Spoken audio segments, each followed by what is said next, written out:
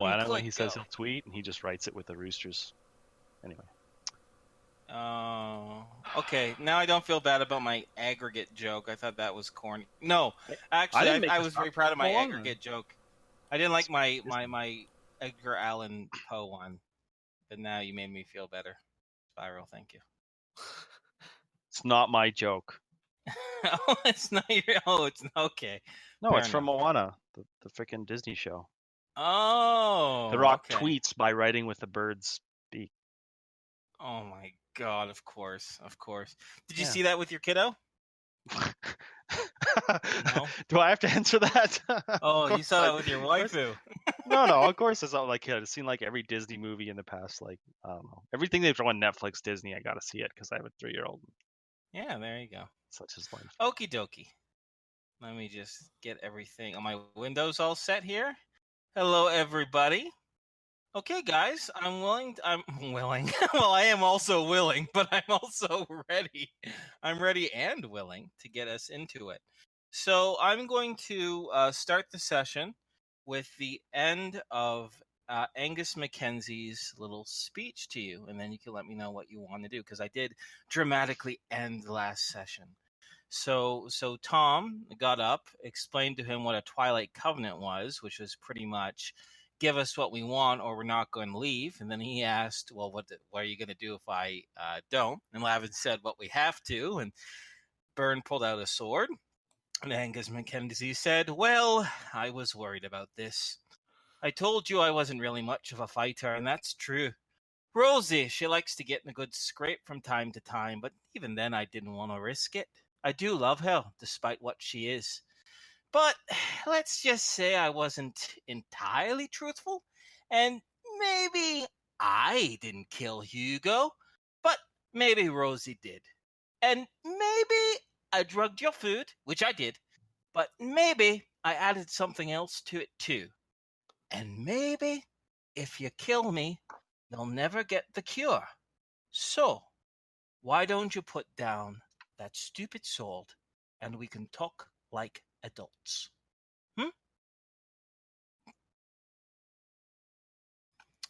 Because I have a feeling that violence is not going to solve our problem. If I killed you, it's not going to get our statues back, and if you kill me, well, it's not going to stop the rest of the Order of the Lapine from coming after you.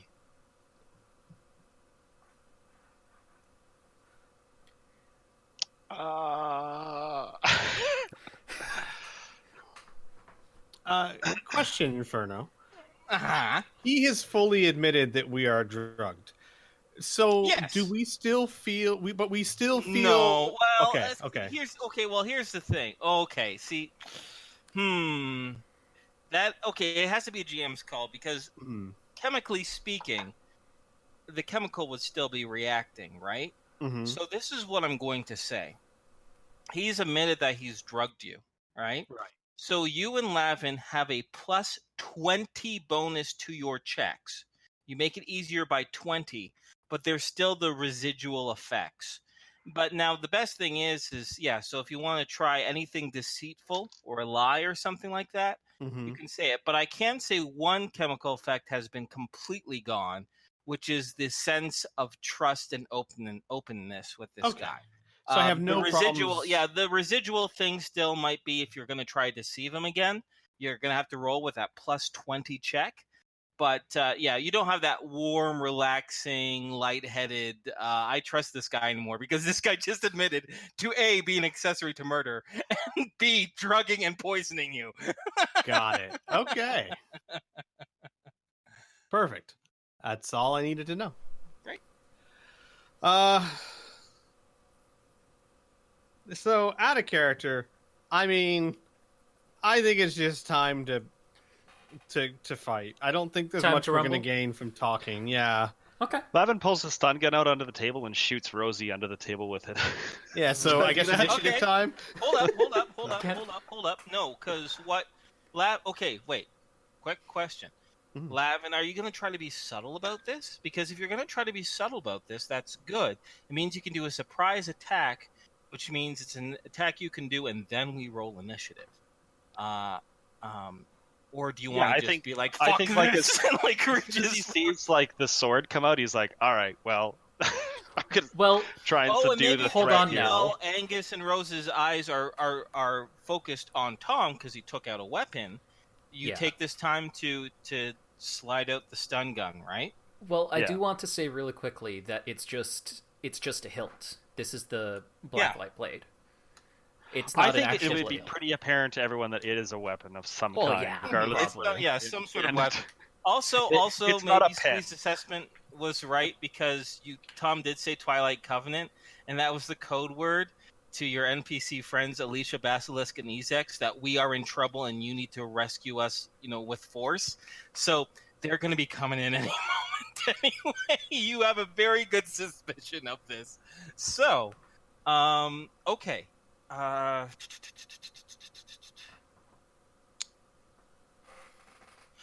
I would like you, because this is going to be pretty much like an untrained kind of concealment check to see if you can kind of get it out very subtly.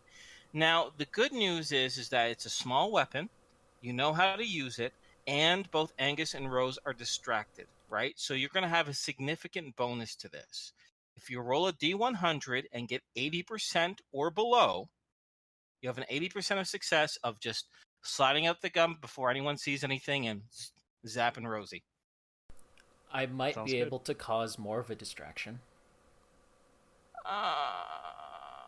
Okay, all right. Well, what else would you be doing?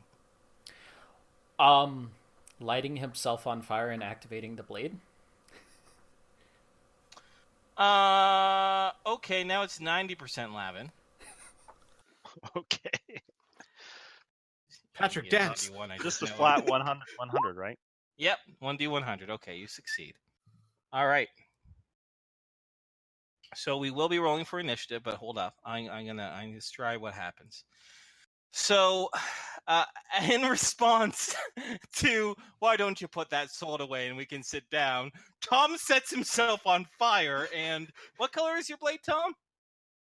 Remember, because I gave you the ability to Oh, it's yellow. change the color, right? When they blessed you, right? Yeah. Yellow. Okay, yellow. This yellow blade comes from the sword hilt, causing Angus and Rosie to get to startle a little bit. The all of a sudden, on top of this initial shock of Tom turning himself afire, you hear a small sparking crack sound from underneath the table, and you see Rosie give a bit of a jump. Go ahead and roll to hit.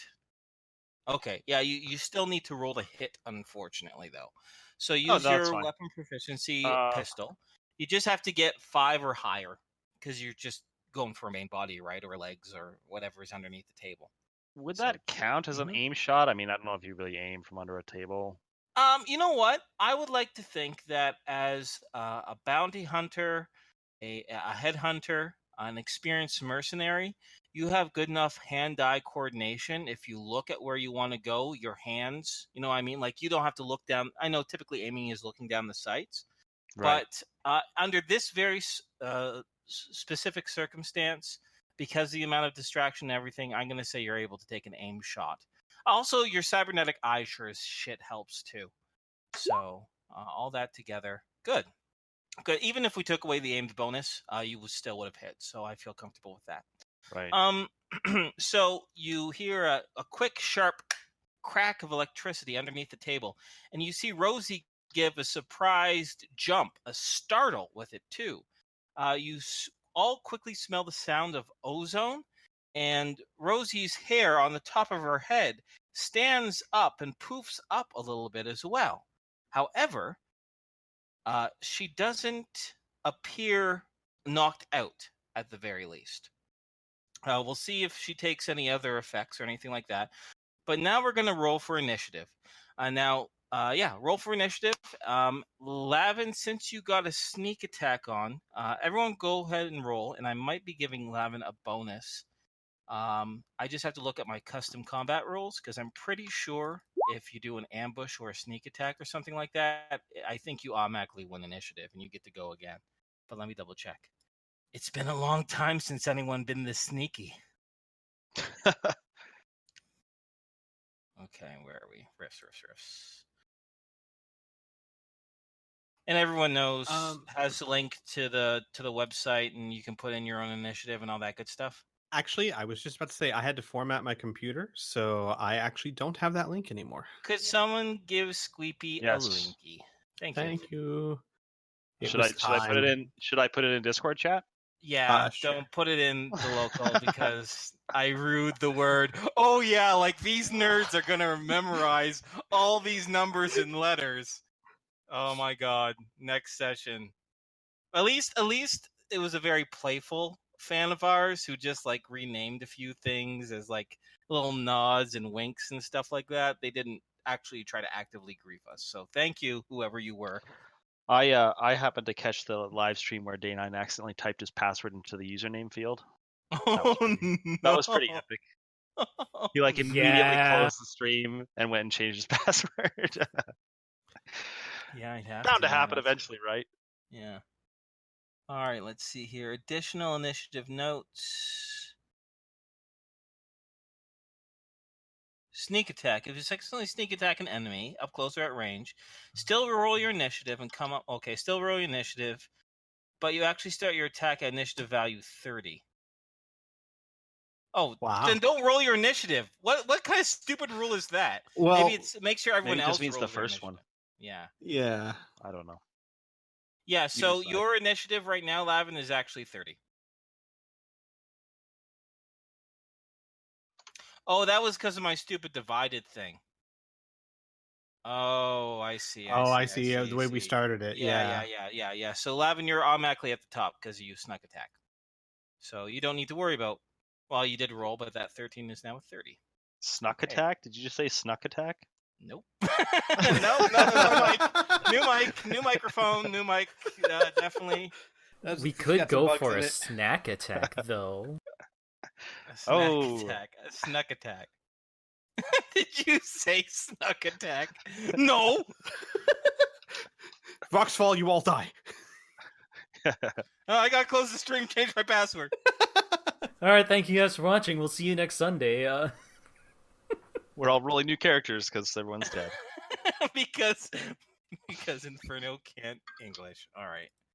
Why are you crossed out, Angus Mackenzie? You're not dead yet. There you go. Yet. Well, knowing how you guys roll. Fuck, Burn does 40-10 damage. Who cares how we roll?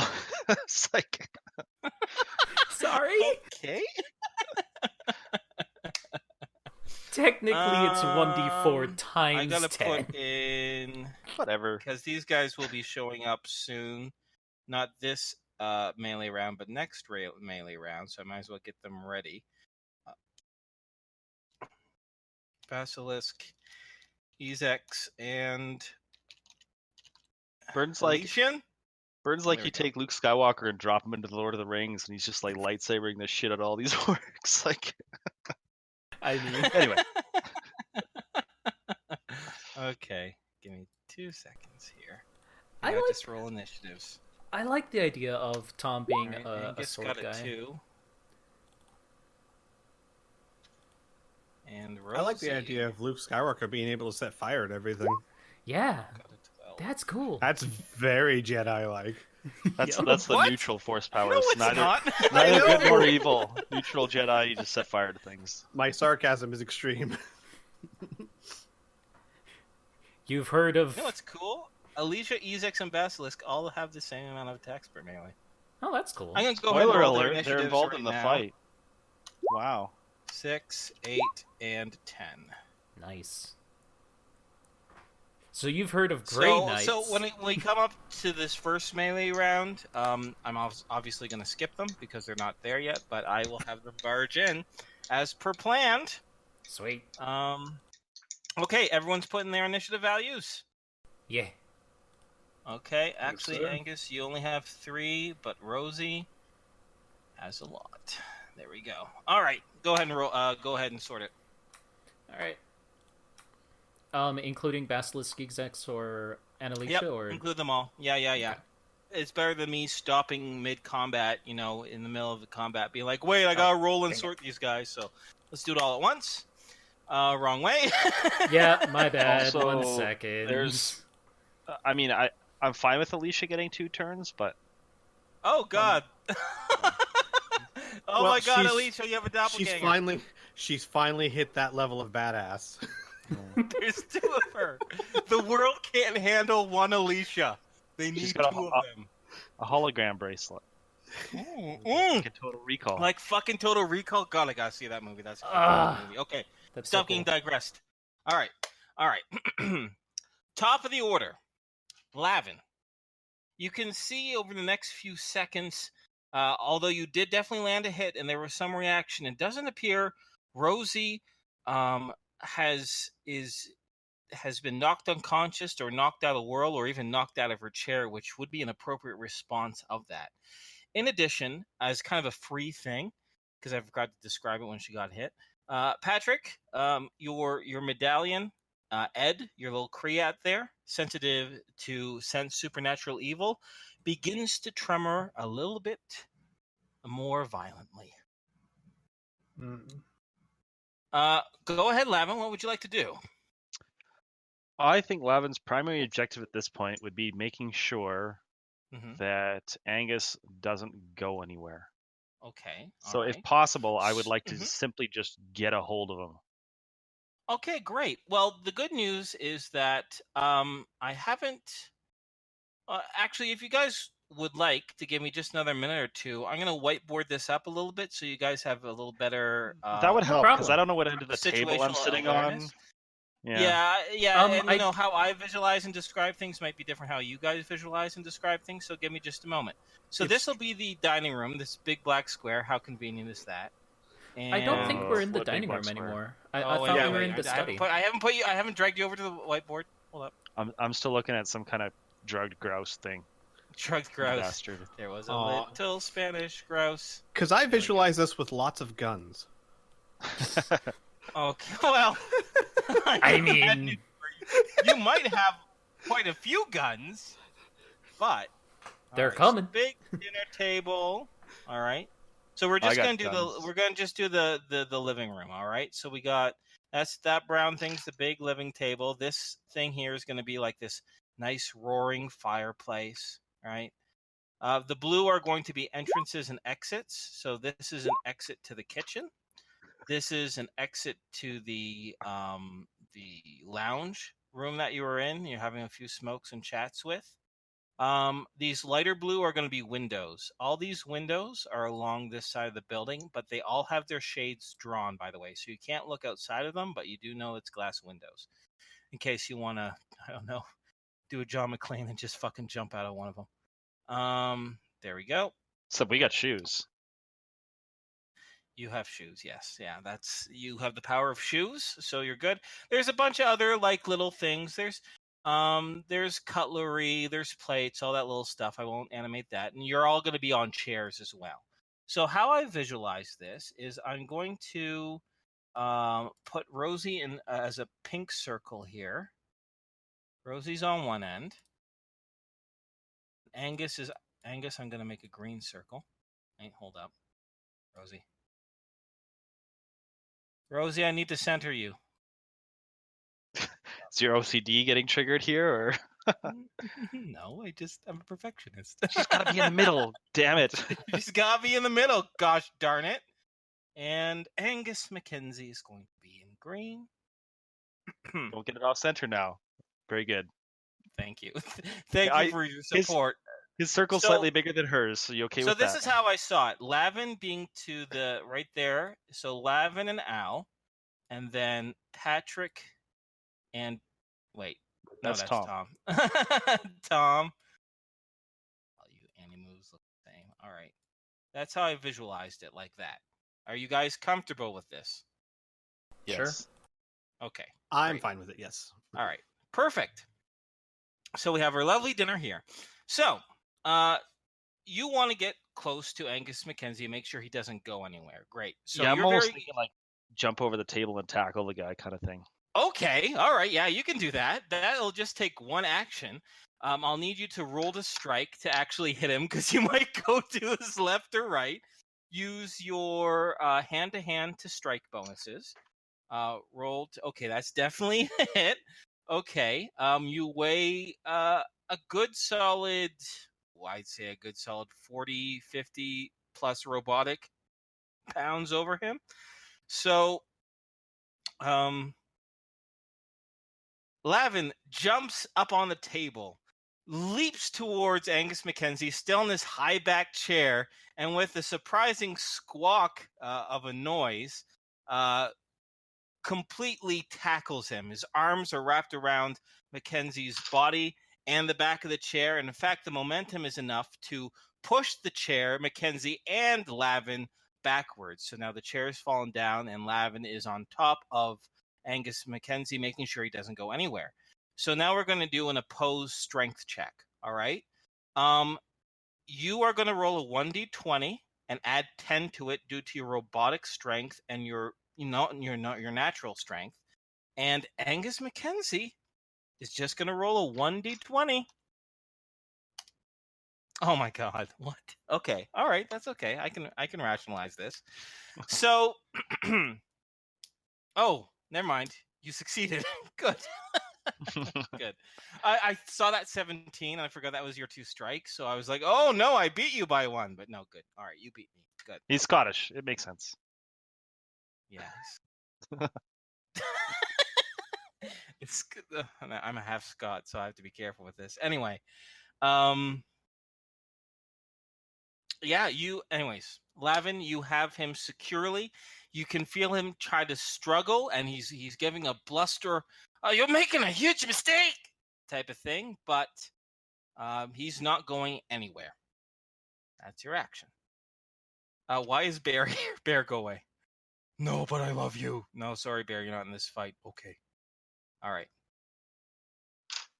Rosie Mackenzie takes her action, and seeing Tom turn a fire and watching Lavin leap across the table and attack her husband, you see first near the end of the conversation you heard a few snarls, but now it's a loud bark and a bestial snarl. Her mouth opens up and it's filled with these sharp teeth. Her front of her face is starting to elongate. She's growing in mass. Her dress is completely bursting free. Fur is escaping from every pore in her body, this dark, black as night fur, as she transforms into a creature that most of you have encountered at least once before, a werewolf. She throws the chair that she was sitting on aside as it breaks apart in the fireplace. Unfortunately, the transformation took a few seconds, so that's her actions. But you are now faced with a snarling, ravenous, and extremely fucking pissed off werewolf at the head of the table. Hey guys, I don't think the stun gun worked. I don't know. Give it a second. It might. All right. No, Alicia. Al. Al is going to attempt to cast energy field around the new werewolf. Okay. Well, there's no point. I guess, I think that's fair phrasing, I guess, attempt to cast. Mm-hmm. I see nothing that's going to be impeding you right now. And right now, Rosie's still in the midst of her transformation, and Angus is pinned, so neither of them can really do a proper reaction, like a defensive action against your casting. So it's going to go off, no problem. Okay. So, and then how much? So, where is the field going to go? Just around her body? Nothing else? Not the table, not anything else? No. Yeah, like actually, no. You know, I would I'd want to make it maybe just a little bit around her, so maybe like 5 feet. All right, 5 feet around is going to no, she stepped a few feet back from the table. Okay, it'll bump up right against the edge of the table, so you'll have no problems there. Now, what's the MDC of this field? It is 60 MDC. I'm assuming that's Okay. different in this universe. Well, it's going to be 60 SDC, but Okay. yes. Otherwise, the stats are exactly the same. I just have to jot that down because, spoiler alert, someone's going to be attacking that field. And Al, after he casts it, he's going to say, "Tom, light her up." He'll look at you and I give will you a allow it. thumbs up. I will allow it. Like a shine on his teeth. Yes. God damn it. Did you guys plan this, or is this just No. spontaneous? We totally didn't plan this. Maybe an hour or two Spontaneous before the session, I may have combustion. asked a question or two. Okay. No, that's good, because I'm like, wow, this is a good spontaneous attack, but now maybe not so much. Okay, Ezex isn't here, Basilisk isn't here. Patrick.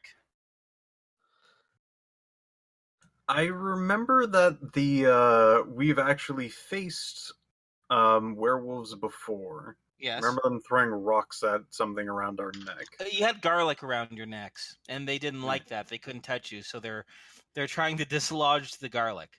Do you want to roll a new monster and demon lore check, and I can maybe brush up Patrick on how to defeat a werewolf?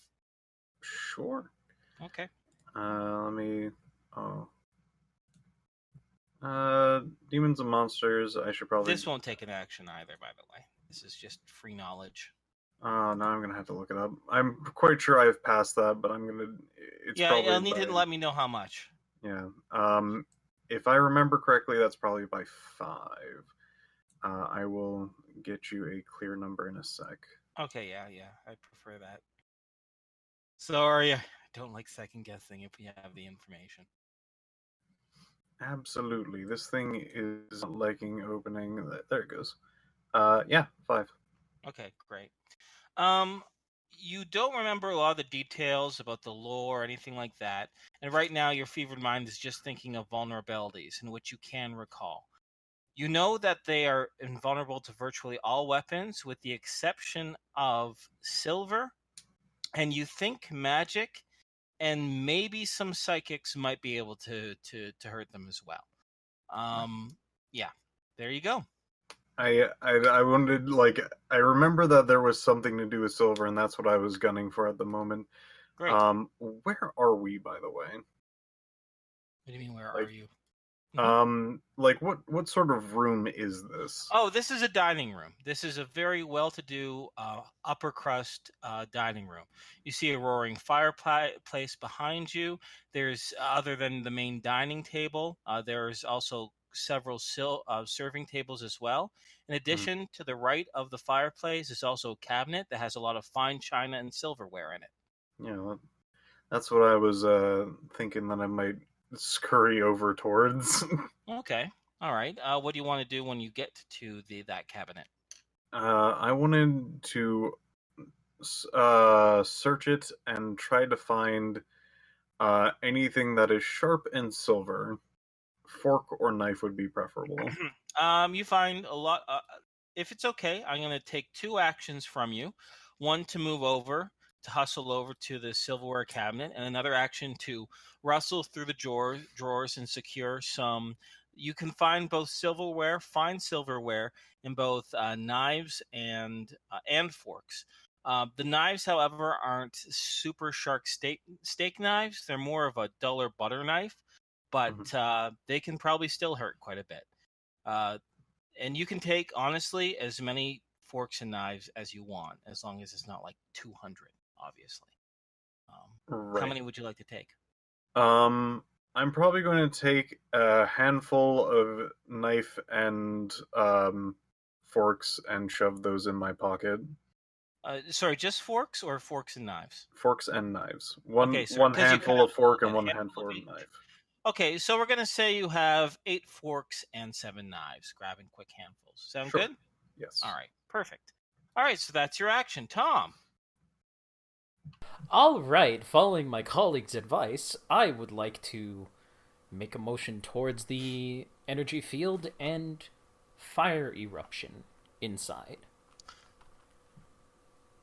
Now, how much damage does that do? It's dependent Go ahead and on roll. size. So All right. this Well, will be obviously the size can't be bigger than this. If the size is Yeah. bigger than the sphere, then you're going to start affecting things outside the sphere, right? yeah. So is the radius 10 feet or 5 feet, or is the diameter 5 feet? I'm pretty sure he said 5 feet all around, so that would Yeah, be the yeah. radius. So that would be So 10 it's feet. 10-foot Okay. diameter. I need to roll to hit first because I have to roll that Yes. percentage. Yeah. Okay. Go ahead. Roll that. 92%. I got a 5. Yeah. Okay. Yeah. Okay. You're right. Spot on. Right on her snarling snout. Okay, and because of the size, it's going to be 46 SDC. To a 5 mile. Sorry, 5 mile. To a- to a 10-foot diameter. Nice knowing you Yes. guys. Boom. Boom. Yeah. So it'll be contained inside of that. But how big is the fire itself? 10 feet. Okay, great. 10 feet Thank you. maximum. Yeah. All right. So this will be the damage 17. Okay. And Rosie. Okay. Great. Suddenly, a slightly transparent, mostly transparent, shimmering field surrounds Rosie, the werewolf now. And soon, suddenly, with a spark of Tom's mind, the entire sphere lights up in a shower of, I guess it's white and gray flames, but it's very clearly flickering flames, completely covering the entire sphere, encompassing it so totally that you can see the writhing, burning form of Rosie, and you can hear her howl in pain and absolute anger, but you can't see any distinct shapes. It's so much like a sudden, werewolf bake oven. All right. And how long does that now? Is that like every one of your rounds, Tom? You roll more damage, or is it 46 per round? It's 46 at the start of each of her turns while she's in there, and I lose half of my Perfect. actions. So I'm gonna mark off. All right. Okay. These All three. right. Yeah. Okay. Okay. Groovy. All right. Excellent. All right. Angus is going to continue to attempt to writhe away from Lavin. Lavin, all we need to do is just another opposed strength check. Once again, I'll just roll a straight 1d20. You roll a 1d20 and add 10. I got a 9, so yeah. He's not. You've actually managed now to get an even better grip on Angus. And all Angus can do is say is that, please be reasonable! Be reasonable here! This is not going to end well for you! That's Angus. Lavin. Are like WWF sleeper hold kind of things a reality in this, or is there? Sure, I Like- think almost anything's a reality. It's all just rules and modifiers. Because So now basically you're my not- idea is I want him to be out of the fight, but not necessarily kill him at this point. Okay, that's very merciful of you. Now here's the thing. Professional There courtesy. are certain hand-to-hand skills that gives bonuses and abilities for something like this. I don't think I have but those. you don't have that, but that's okay. We can still do an impromptu one, right? Because you don't have to be a kung fu master in order to knock somebody out, right? It might not be the easiest thing in the world, but I'm going to give you a shot. You're going to attempt a sleeper hold, right? And don't worry, if you fail, it doesn't mean like, oops, you crushed his larynx. It's just, since you don't want to kill him just yet, you just won't be tight enough to completely knock him out. I wouldn't be too broken up if I crushed his larynx. Okay, all right, I know. be honest. Fair enough. But that's not the goal. Well, okay, we'll see how the roll goes. So let's see here. Typically, okay, so this is what we're going to do. We're going to acknowledge the knockout rules in Rifts, but instead of you trying to punch his lights out, it's you trying to sleeper hold him, right? So what you have to do, Lavin, this is not easy, I'm sorry. You have to roll a 1d20 and get a 19 or 20. No modifiers. Just a flat nothing. 1d20. Just flat 1d20. You got a 1 in 10 chance. And Lavin quickly learns that trying to knock someone out in combat is It's not tricky worth the risk. What? unless he gets a natural fucking 20. It's Well, a good thing we didn't do this fight 2 nights ago. Good. It wouldn't have been a 20 2 nights ago. Yeah. oh boy. So, okay, you managed to impromptu grab his neck in between your robotic shoulder and slowly put pressure on his neck until he continues to writhe and sputter until after a few seconds you've cut off enough blood to his head that he passes out. He is unconscious now. Okay, Angus, you're gone. Good night, boyo. Rosie burns. Rosie burns for 17. Wait, do you roll again, or is it always just 17? We've done it several different ways. All right, roll Whatever again you then. think. Okay. Roll again. 9. Okay. Okay. She continues to howl, but despite being burning, you can also see now large clawed paws striking desperately at the field, attempting to break it apart. So, actually, I'm going to have her use 2 actions to do kind of a power attack. And let me just quickly confirm Power Punch Claw, 2d6.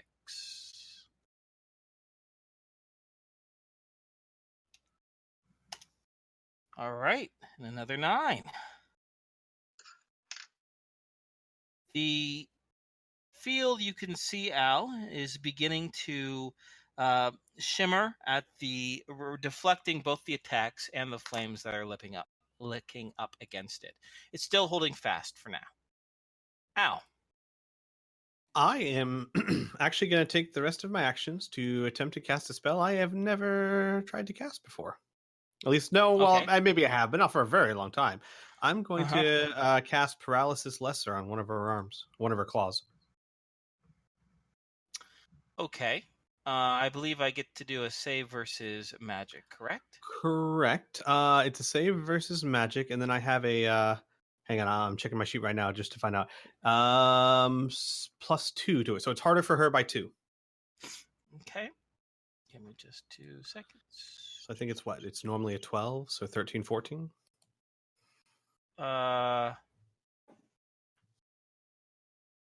Yep. But actually, we're gonna make it easy on her. She has a +2 to save her magic. Oh, that so makes sense. it's gonna cancel each other out. So I just needs to get a 12 or higher. Nope. All right, right or left arm?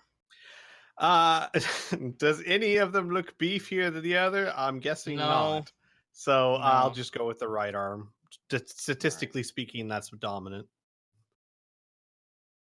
And that should be all my actions. Both your claws are dominant. All right, that's all your actions.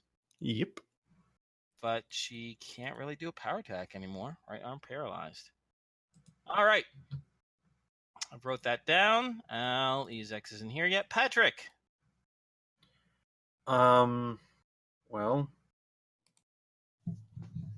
Patrick is going to activate his Pearl Gauntlet thing. Pearl Gauntlet. Oh, Pearl Gauntlet. Oh, do you mean Yes. the bracers? The bracers Yes. of the Sun and Stars, I believe it's called. Yes. Okay, great. Activating it so you have a field, an SDC field surrounding you. Yes. Yes. Okay. Done and done. Action. Do you want to say anything or anything else? Just want to activate it. He's just currently mulling over some thoughts and Okay. frantically observing what's going on. All right, no worries. All right, Tom. So I see you've already blanked out your concentrating actions. So this is another action that you can do. What would you like to do? I would like to do nothing and just keep concentrating. So I'm cool Okay. with just. All right. burning Well, it. how about we hold that until your next time around, and if you still don't do anything by Patrick's turn, then you'll just lose it. Sounds good. Okay. Top of the order, Lavin. Angus is sprawled out on the floor, kind of cockeyed along the chair he was sitting on. He's completely slumped over, and you can tell that this guy is not pretending. You managed to cut off his blood flow. He is completely unconscious, out of the fight. And Rosie's in that like impenetrable shield he used on that cyborg guy way back. Right? Yeah, it's exactly like the cyborg guy. Yeah. And it's now like clearly some sort of oven because she's burning and howling and snarling and smashing up against it. Thankfully, it looks like that's cutting off the smells too, because otherwise it would be horrible. Makes you wonder how much oxygen's in there. Yeah, I guess so. Yes. Fuck. Anyway, that's beyond my ken. Is there anything in this room that I would be able to see that perhaps I might be able to restrain this guy with, like ideally rope or handcuffs, Okay. or something more, Okay, efficient? well, the curtains themselves, each of the curtains were typically tied aside by these long dangly ropes. So you know how like really well-to-do curtains, you use ropes to kind of Yeah, the push 'em. tiebacks. Yeah, the tiebacks. Thank you. That was the word I was looking for. We Yeah, have so you got tiebacks, and we're 5 not well different to do. tiebacks. Pardon me? We have tiebacks, but we're not well Oh, to do. there you go. Okay, so I'll grab a couple of those tiebacks and just try and kind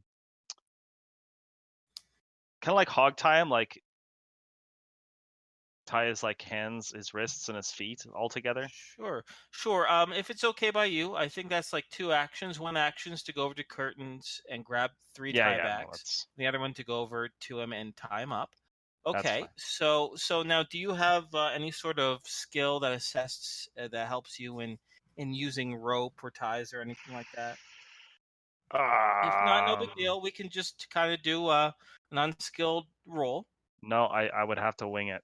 Well, Okay, which wilderness is fine. survival knots would, I think, be related to wilderness survival. I'd imagine.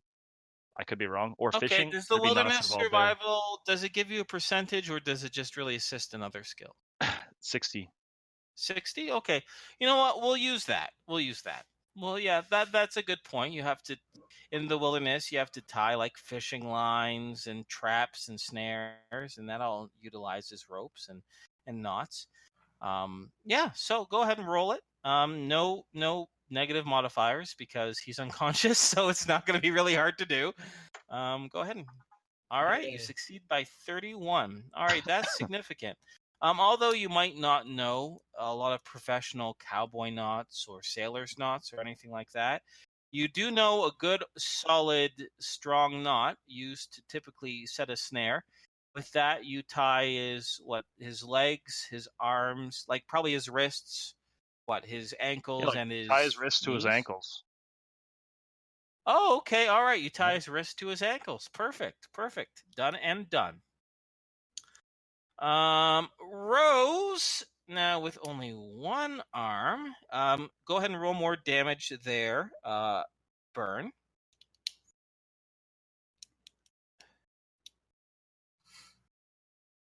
No, Oh, shit, sorry. That's not a roll. That's Whoops. just shit. You got a point again. 15. All right. He That does must be have a massive point with damage. the oxygen, though. Hold up a second. 15, eh? Well, Yeah. does the shield let oxygen in or out? I mean, that's. I don't know. You know what? It has more than enough. A melee round is 15 seconds. We'll worry about when the first 30 seconds are happening, right? You know what I mean? Like, Yeah. 15. This is interesting. Like, would that shield keep you alive if you got spaced? Oh, I'd have to look into it a little bit more. If you For guys- 3 galaxies purposes, right? Honestly, the spell doesn't say anything about it, so it'd be a jam call. Yeah, I have a feeling it does actually let oxygen in. Because I'm going to say it right now, it does let oxygen in, because if it didn't, then his fire wouldn't have any sort of effect. Because fire needs oxygen. Well, also, I was just looking at it to prove your point. It says the shield can protect 6 to 8 people if they fit close enough together. If it didn't let oxygen in, Yeah. it wouldn't protect them very long. Yeah, I They was would about to say, it'll suffocate just pretty yeah, quickly. it Yeah. suffocates. They could so. be unconscious and well protected. Kind of like on Solo when he's encased in carbonite. Oh my god, you nerds! All right. He's on That's Solo. 11. Oh, sorry. I was rolling for Rosie to attack the shield, and now she can only do 1d6 because she only has one paw or claw or whatever. 3. That's not enough, Rosie. You suck. Okay. See, she is. You can see through the thrashing. Her fur is now completely caught on fire. It's scalding. The howlers are getting more desperate and angry and in pain. Not happy, not happy. All right. That's Al Patrick. And also last chance, Tom, if you want to do anything. Oh boy.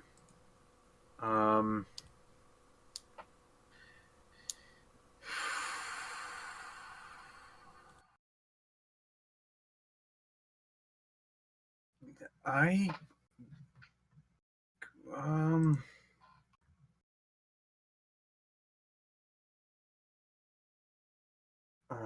man. What is he gonna do?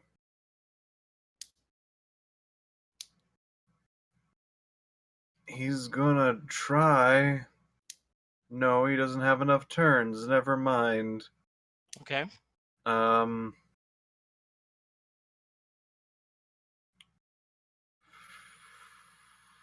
He's going to, I guess. You can hold your pass. action like Tom. Well, his next action is going to be a spell, so he can't until it becomes like a new round. Okay. But well, you could wait till Rosie does something, and then you would still be able to act. Oh, Rosie right. still Yeah. has 2 attacks. Yeah, I'll hold as preparing if anything goes odd. Okay. All right. Tom. I'll just burn the action. Okay. Action is burned. So you only really have Rosie, and then maybe Patrick, and then Rosie again. All right. Rose, go ahead. Roll damage. Burn.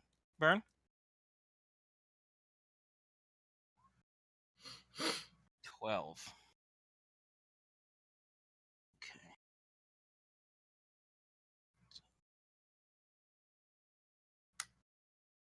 So, the flames continue to rise up and up and up. And as Rosie moves to slash at the shimmering wall again, it pops open. The flames begin, the heat from the flames soon escape the obvious protection at first. Although it doesn't spill out anywhere, it's still in its 10-foot hole, 10-foot area. The carpet, the chairs, and the edge of the tablecloth begin to catch a fire. Rosie leaps away from the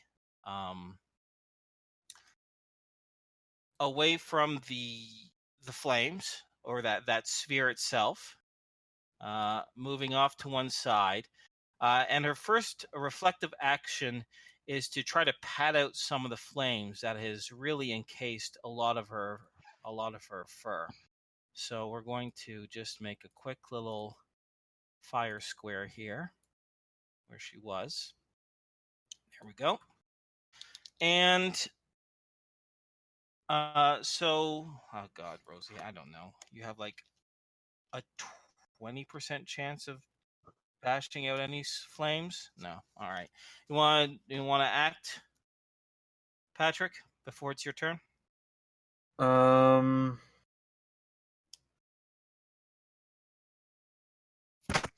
Oops, sorry. Hit my mic.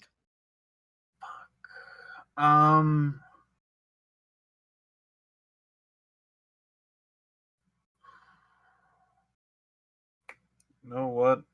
Yeah. Okay. Patrick is going to. I hope that there is a pitcher of some sort of liquid. Yeah, some of you are drinking water, so there's a pitcher of water on the table. I'm gonna try to douse her. Okay. I guess, yeah, you just pick up the pitcher and throw it at her. I guess it's kind of just roll to hit. Just to roll a 1d20. I don't think you have any bonuses to throw water or anything like that, but as long as you get a 5 or higher, you'll hit her. Yeah, I got my hand to hand. Yeah. If hand to hand applies, I get a +2, but yeah. Wait, hand to hand, like the strike bonus? Yeah. I don't know. I don't know if throwing a pitcher is the same as throwing a punch. I'll have your hand to hand bonus. What's your hand to hand bonus? It's 2. Oh, all right. Oh wait. So that Oh no, it's 1. It's I was 1? looking at my damage. It's 1. Okay, so you're +1 to attack, which makes it 4.5. So do I round up or do I round down? So this is what we're going to do. Since we're so on the edge, I'm going to roll a D100. On a 50 or lower, it's going to hit her. On a 50 or above, it's going to miss. Okay. It misses, unfortunately.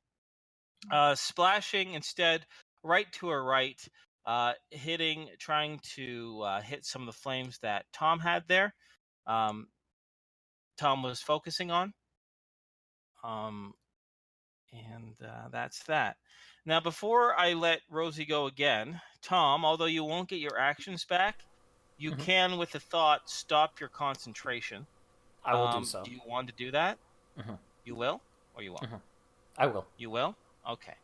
So, with a quick thought, the fire itself goes out, although Rosie is still on a bit of fire. So I'm going to go ahead and roll 2d6. Taking 6 points of damage. 61. And with that, and as her last action, Rosie turns, snarling, still large portions of her body aflame, and she lunges at Tom. I'm going to be doing a bite attack at your neck, Tom. I'm going to roll a called to strike. Now, Let me double check and see what the neck penalties are. Called shot. Head is -6, so we're going to say neck is -5. Sound fair? Okay, and let me double check her to strike. All right. Oh, it's going to cancel each other out, actually. So 1d20. It's not enough to hit your neck, thankfully. And suddenly you can feel her large, powerful jaws on your shoulder. Well, yeah, no, wait. Defensive action, parry. Would you be able to parry? I was concentrating pretty hard, so I'm not going to try. Okay, I appreciate that realism. I really do. So she does, and do you have some sort of, you have that Under Armour on, right? Yes. Okay, good. So this will go to it. 2d6.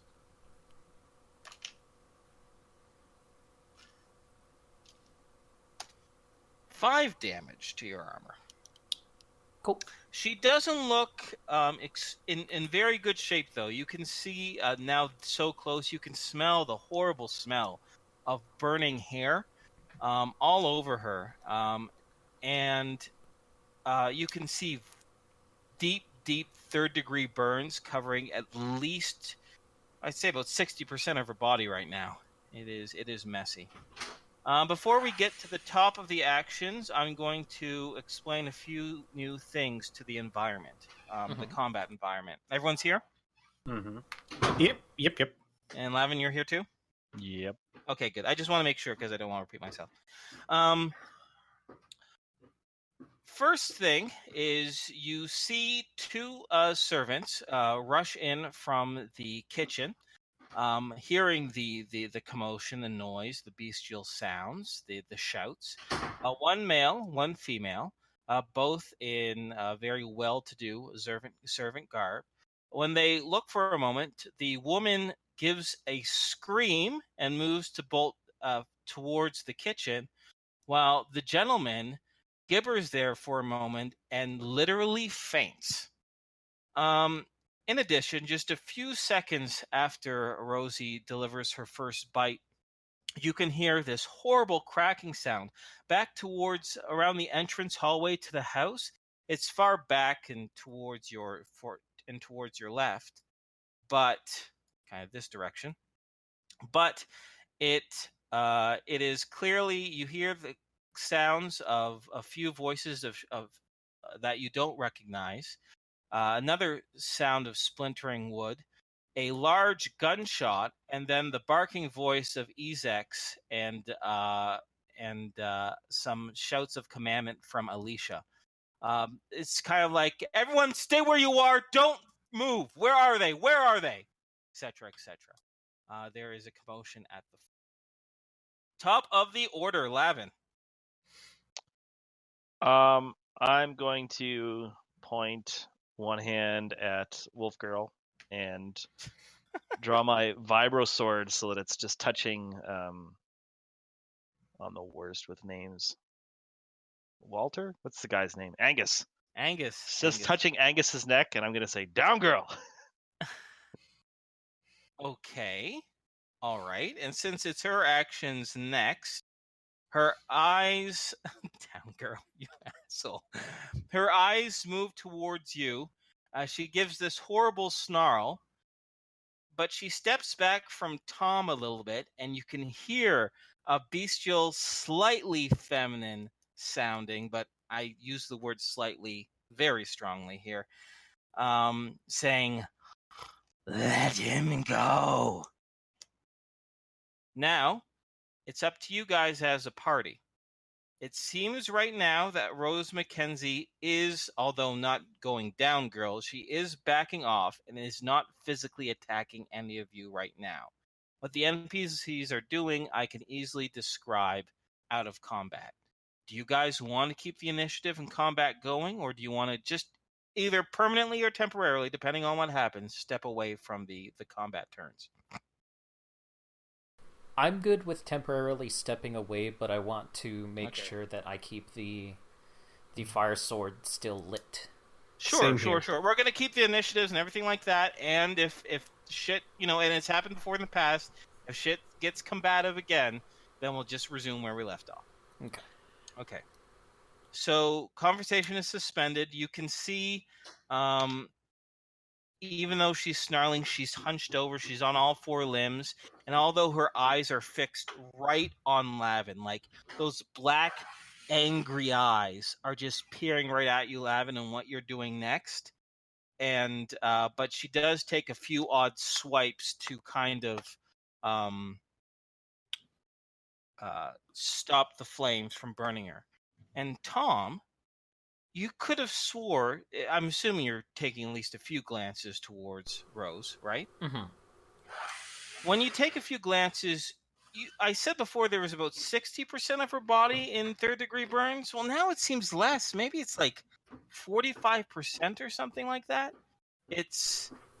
She seems to be healing naturally at a very significant rate.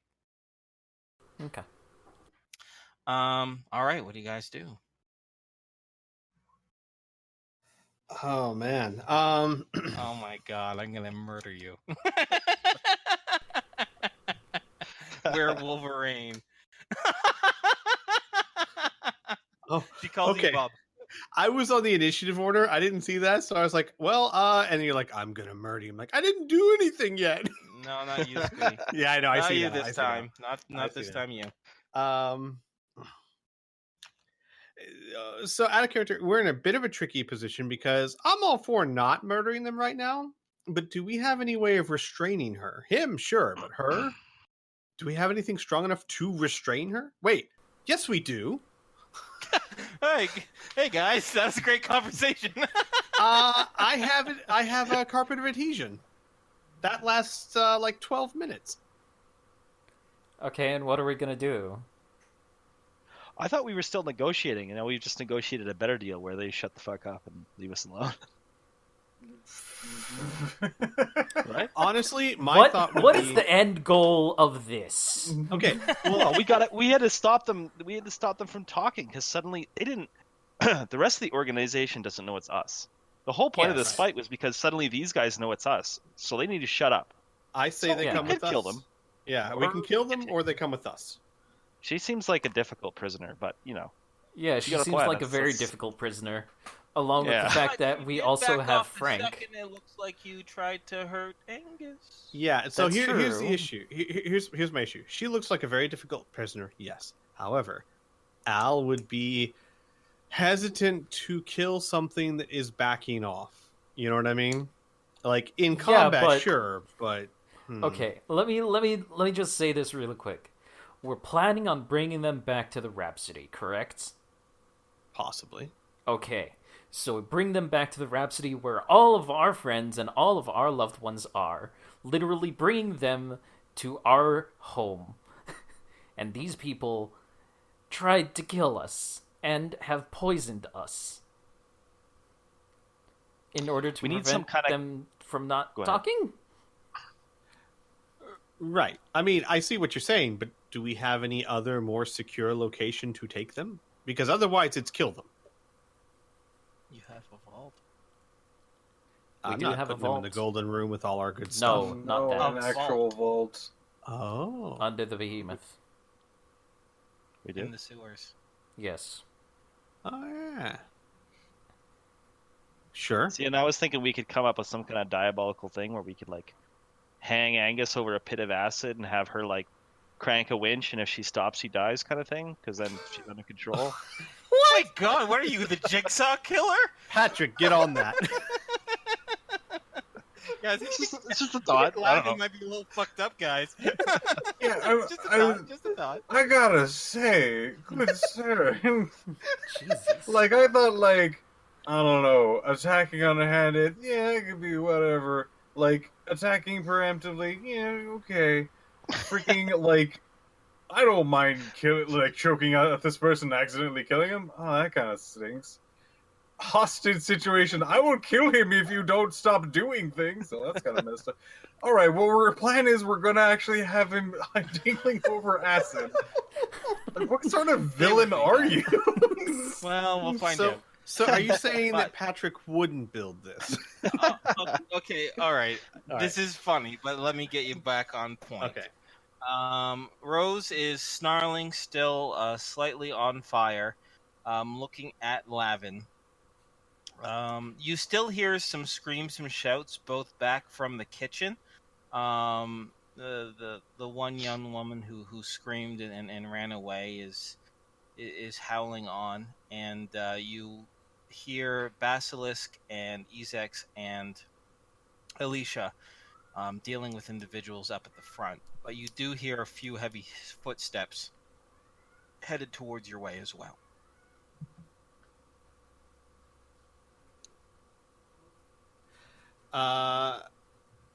Al's gonna say, "We offered this once. We're gonna offer it again. You help us, or you die, or worse than death, if what you really believe about the others is true."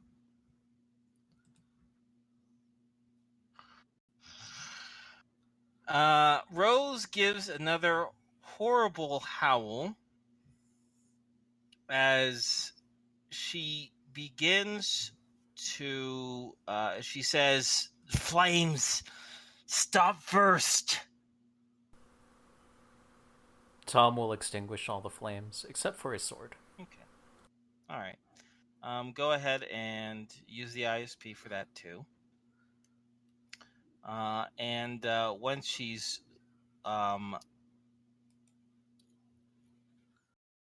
no longer on fire, you can see her give a few more snarls and bites as she begins to stand up once again on two legs and morph back into her usual mousy, smaller form.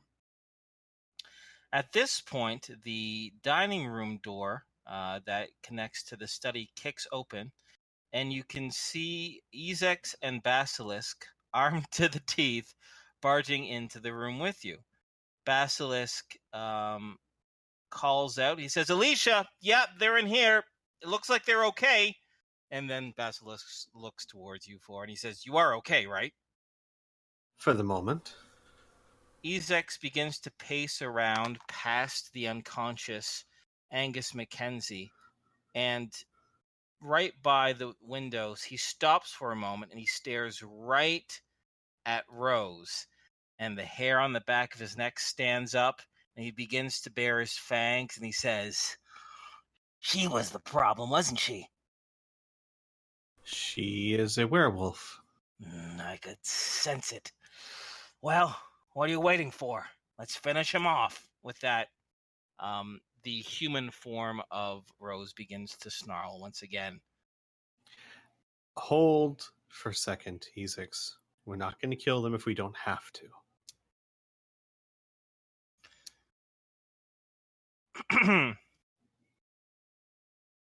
With that, Rose then points over towards Angus and she says, wake him up. Lavin shrugs. What do you? How am I supposed to do? Slap him a couple times. Yeah, like pinch his nose. I don't know.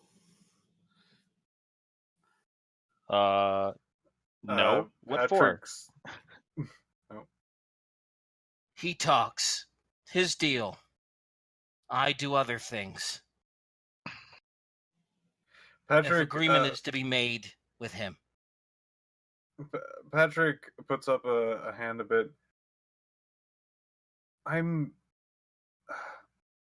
Now he says that you two are in a relationship, and I believe that from at least your side of the actions, but something bothers me about his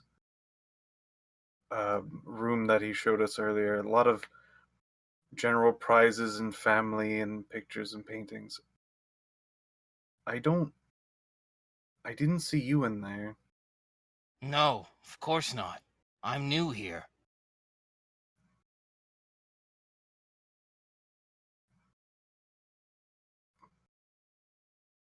How new and where is here? Here? She says, Sable, Dimension. I'm new. Got here 5 months ago.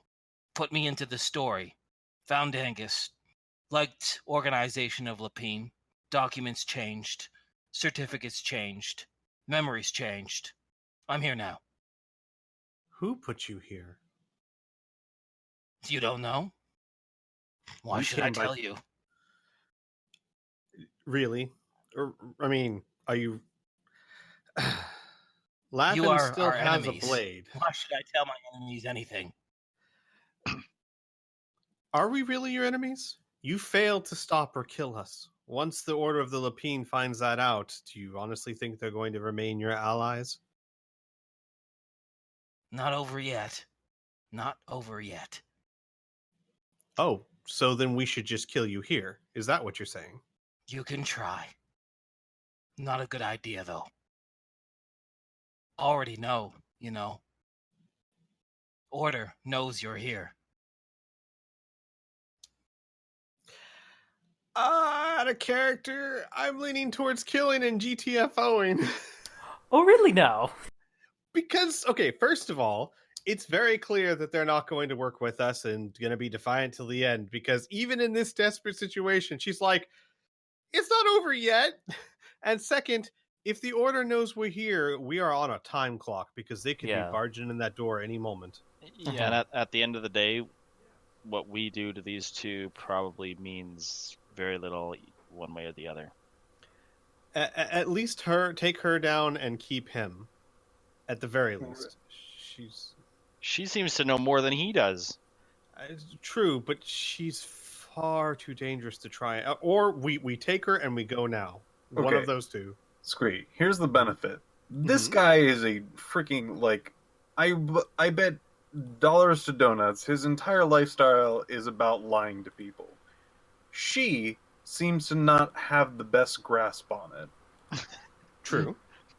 Agreed. If we want to Yes. question someone, she might be the better of the two. I completely agree with that. My thought was only this: can we somehow safely get her out of here and keep our people safe in a very limited period of time?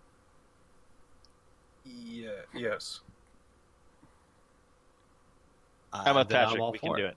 Then I'm all for it. We don't have to go murdering things and whatnot, but We keep It's so fun, though. we keep Angus as collateral Hostage? or however you want to put it, and be like, cooperate with us or else. There you go. No, we don't even need a vat of poison or a winch. Well, yeah. Well, yeah, you It's moron. fun to have, but I guess we don't need it. All right. So what you guys? Yeah. I think. Are it's we in your taking her policy with report. us? Yeah, I guess we are. All right, carpet adhesion. Get everybody. no, let's get no, going. no. No, What? that won't work. That's won't?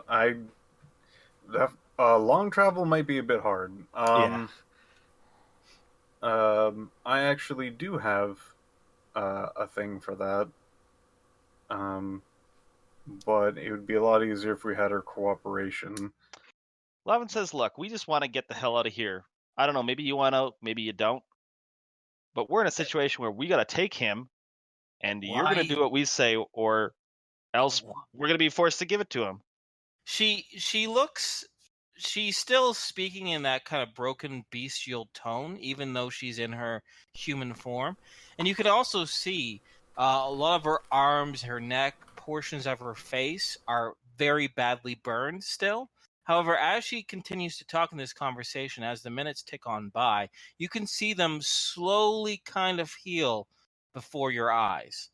But she says, "Why do you need him? Why do you need me? You want to go? Then go.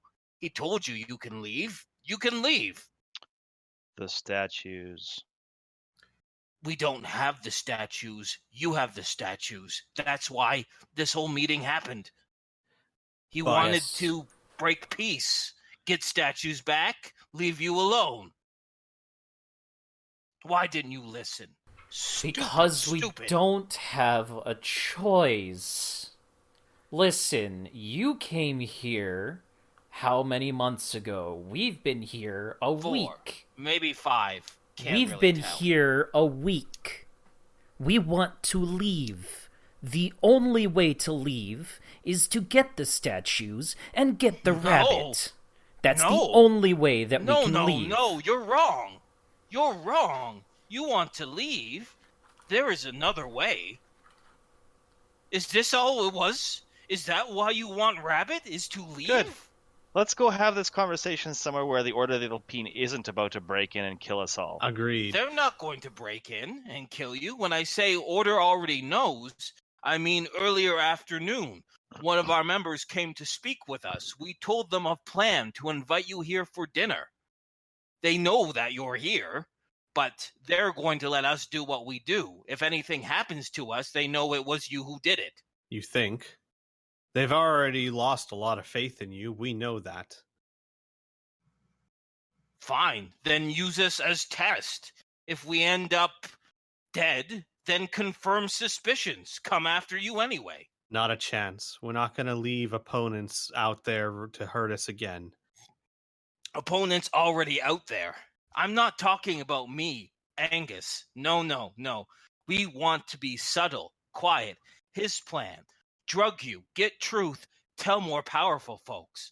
Other powerful people still out there. They're chasing you. They hunt you. You want stop? You listen, Angus. You listen, me. You have peace. Okay, so if we have time, let's talk here. Maybe we can come to an agreement, maybe not.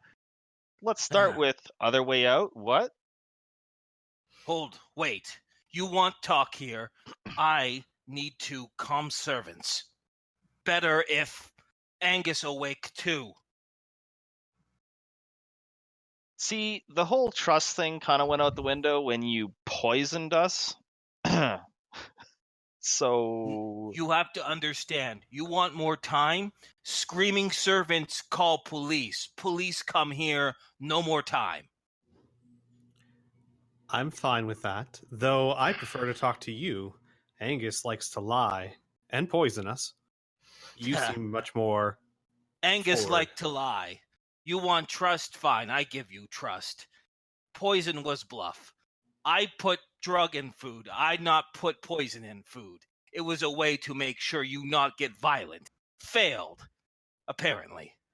got any more of that drug? Yes. Tell you what, let's give that to Angus. Maybe we can be a little more congenial then.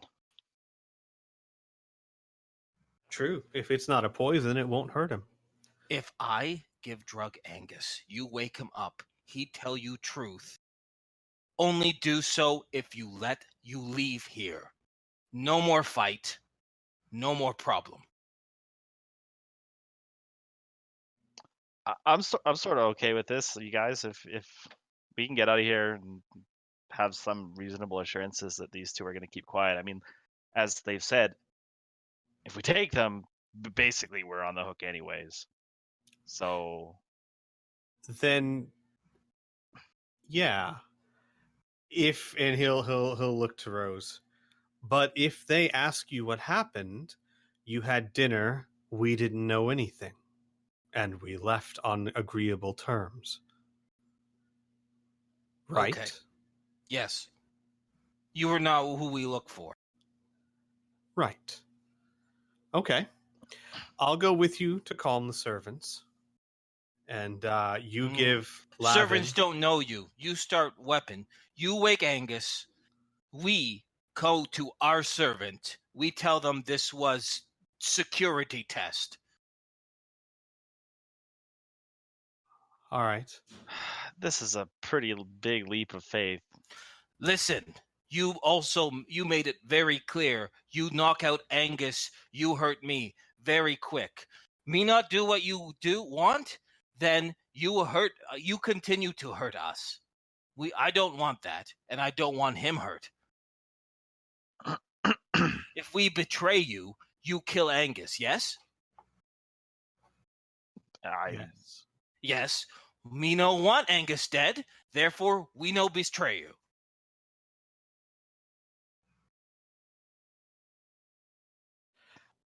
Al looks at everyone else and shrugs.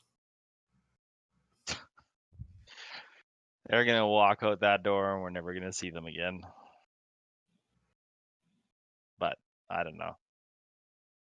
I guess we can hope for the best. Yay.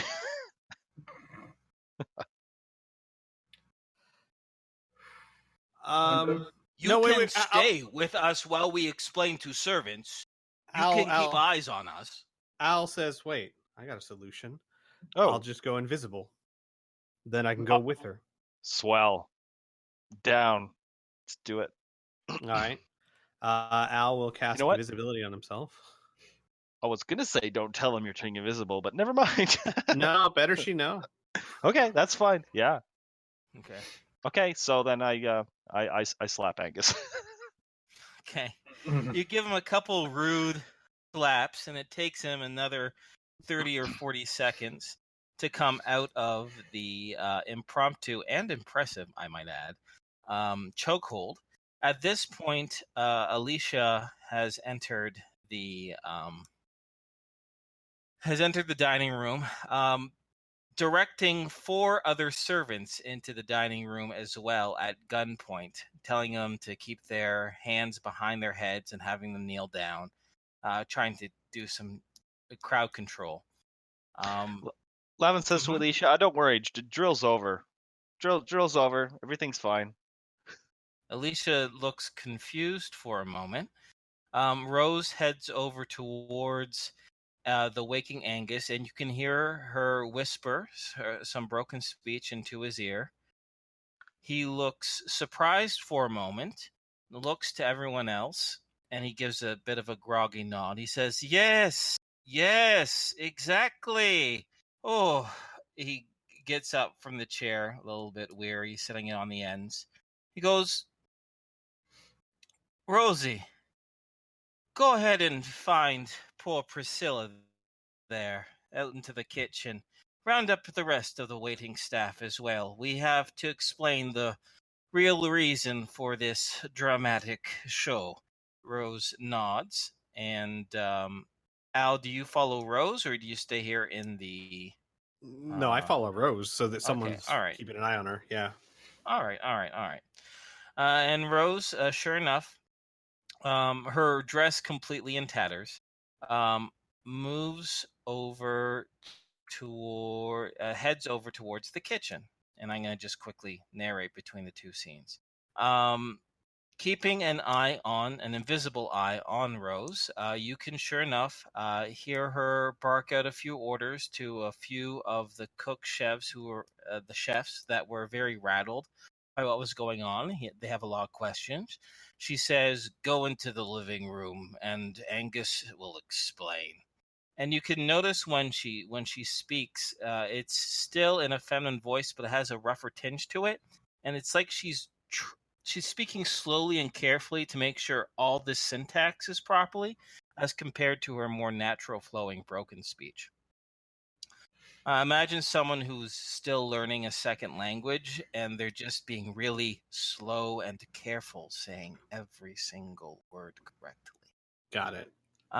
Soon the hysterical Priscilla is found, in which Rose kind of guides her back towards the room as well. She seems very, very shaken and at shock, but her by her wrist and kind of pulls her towards her and scolds her and tells her that she's being a silly, frantic child, and she delivers them to the room. Rose says she's going to change her clothes while Angus can explain what happened. Al, you can confirm that You dropped out. changes her dress. Sorry, no, you're good. We can hear you now. Sorry. Rose does go upstairs into her changing room, does change into a new dress, and heads back downstairs. Angus explains to the staff that this, as a member of high standing in society, there's always the chance of undesirables attempting to kidnap and hold hostage the Mackenzies. This has happened in the past, and we are taking steps to prevent that in the future. We advised a scenario where this might happen, in which our perpetrators actually put a hallucinogen in your food, days and days ago, and then tried to kidnap us. This was a test of the staff to see if you could do if you could be mentally strong to resist the hallucinogen, and if you had the fortitude and the panache to call the authorities or make good your escape or assist us. Unfortunately, Angus says you have all done very poorly.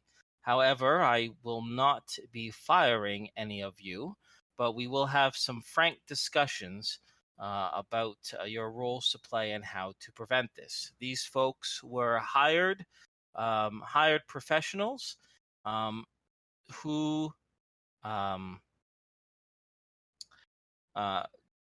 ran the test for us. At this, and the gentleman who was fainted both blurb on about seeing men on fire and giant dogs and et cetera, et cetera. And he says, "I'm afraid your minds are just very weak. The hallucinogen is obviously working, and maybe it's still working now." And they say no. And he says, "Well, it comes and goes. It's very, very important. Not all people are going to attack you with, guns and bullets and knives and bats. Sometimes some use poison and drugs to get what they want." Angus is very clear at the irony of what he's saying as he takes a few glances towards the remaining players. As he says, "Now, we're going to have a private conversation here in this dining room. You do not need to worry about serving us any more cigars or liquor or coffees.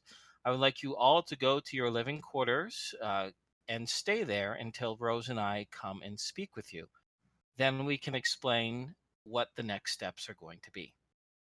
At this point, Rose and the invisible owl return back into the dining room where a lot of the very confused staff, muttering to themselves, escape. And you hear them make a few comments of, I can't believe they would damage their own house just to do a security point. Well, you know, the Mackenzies have always been touched in the head, etc., etc., etc. So, and of course, many of them are still in quite a bit of shock, and many of them are not very happy that they were told about this impromptu security alert. At which point, Angus and Rose now sit on the same side of the table. We'll say on the lower half here. Wait, come to me, Sphere. There we go. Sit across from you.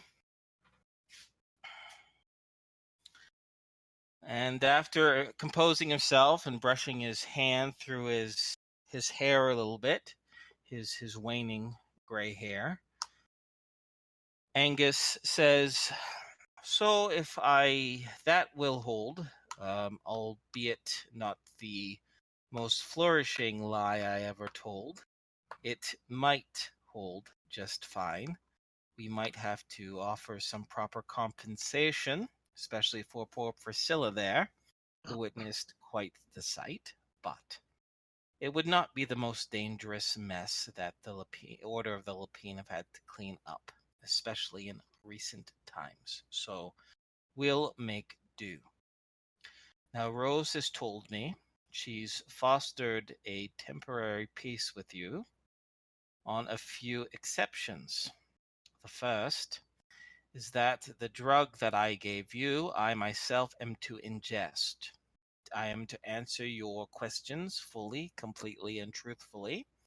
And we are to agree to say that we had a lovely little dinner with you, but we had no suspicions that you are, in fact, the ones after the statues. With this guarantee, we'll let you go. You'll let us go, and you'll continue on with your little fight with the Order, without having much more friction with myself or my wife. Am I correct in this assumption?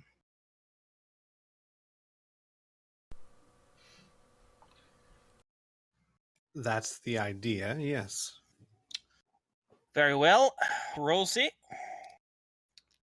I might as well go get the remnants of that drug. Put it in. Well, it actually doesn't react very well with alcohol, so just give me the pills. I'll take them myself. I'll act faster that way, too. I don't want my guests to overstay their welcome, says Angus with a weary, strained, and slightly hostile smile. Rose, once again, how long does your invisibility last for Al? It lasts for, give me a second. 3 minutes per level of experience. So I'm level 7, so 21 minutes.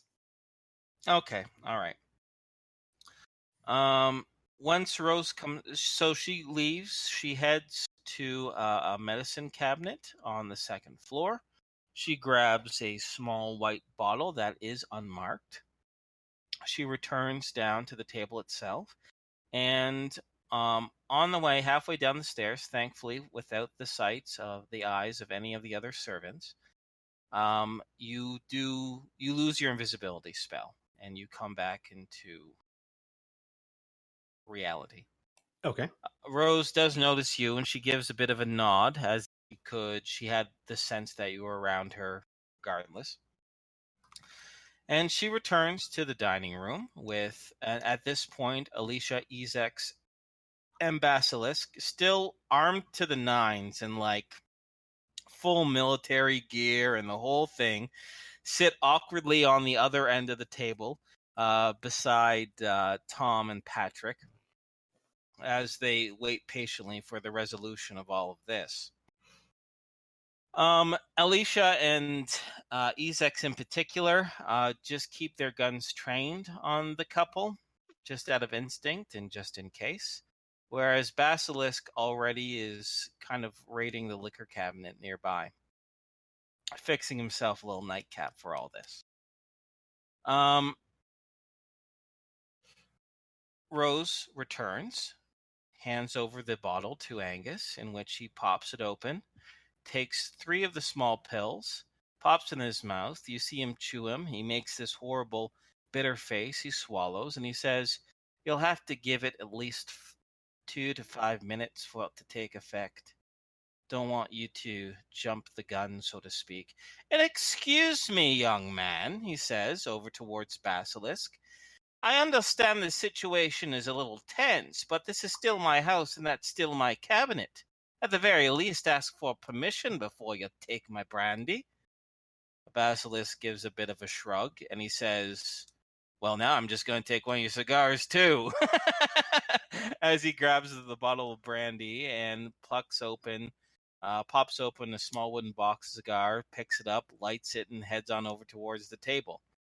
And Basilisk leans up on the table, his feet up on the table as well, and he says, we're far past pleasantries at this point. If you like, we can say a couple minutes pass until yeah, go ahead. Patrick awkwardly in the silence will go into his pockets and take out the silverware. Rose Rose gives a bit of a grimace at that, and Angus kind of gives a bit of a nod, and he says, "Well, thank you for not stealing from us. You'll steal our statues, but it's good to know you won't steal our silverware. Present company excluded," as he glares over towards Basilisk. A few minutes pass, and sure enough, you can see a change in Angus's body language. He's typically a very tall and proper gentleman, even when sitting in his chair. But now he seems to have been relaxing back, his hands hanging over the armrests, as he has this kind of bit of a dreary, cloudy look on his face. Rose gives a nod and says, "Ask."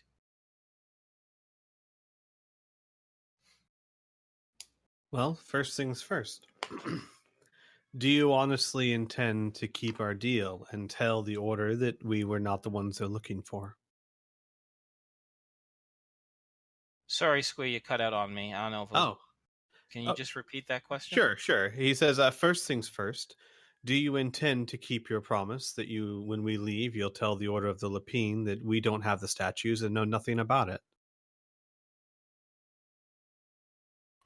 Angus pauses for a moment, and he says, "Well, at first, I was definitely thinking of betraying you, but now knowing that I have to tell the truth, and knowing that the consequences of us telling them is the very fact that you, am I to be correct that you will end the life of myself and my wife?"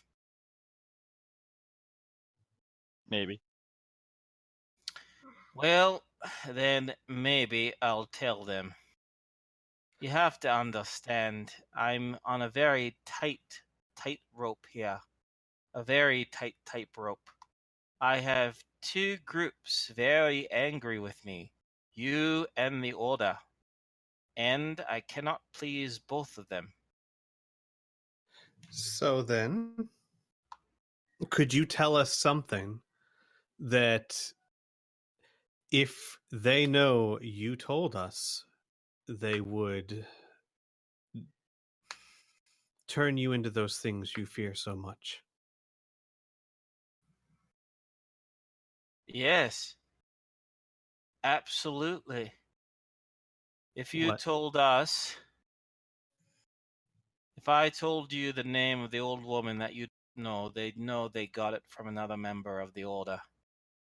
Which means we'd be dead. And the name of this woman is? Let me look at the notes.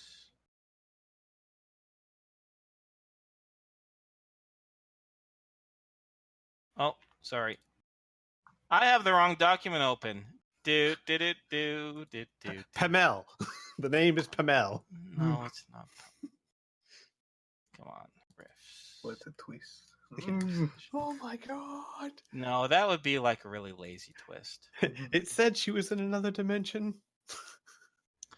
Yeah. She went home. Bro. Oh, come on. Sorry, guys. Normally it's fine. I don't like that, but I need go to my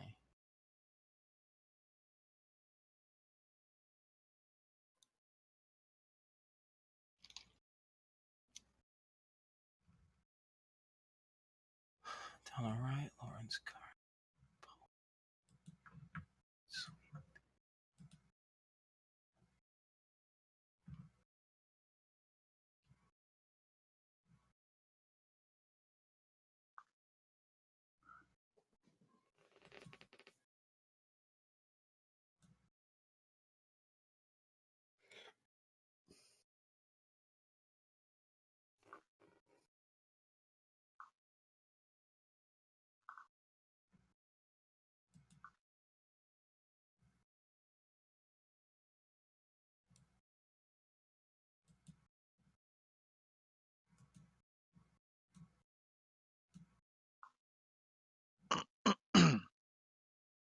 Hello? Can you hear me? Yes. Yep, we can Yeah. hear you. Oh, okay, good. All right. I think I lost you there for a moment. All right. So Angus would say her name in Velda City is Ira Thompson, but her true name is Verosimoth. Hang on, give me a second. I'm writing such things down. Ira Thompson, true name Verosimoth. Okay, thank you.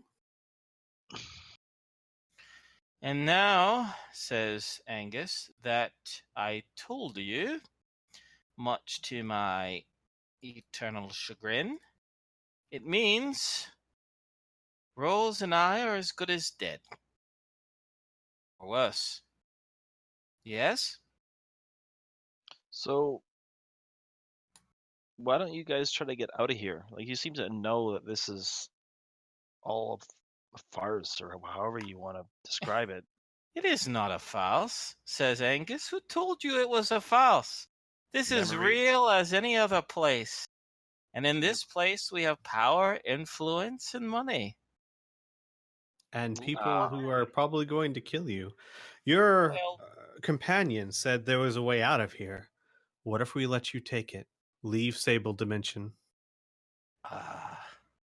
That's easier said than done. That's much easier said than done. I don't know. I have never gone looking for the truth, to tell you to be honest, obviously. I've never bothered to go looking because I've never wanted to leave. But, well,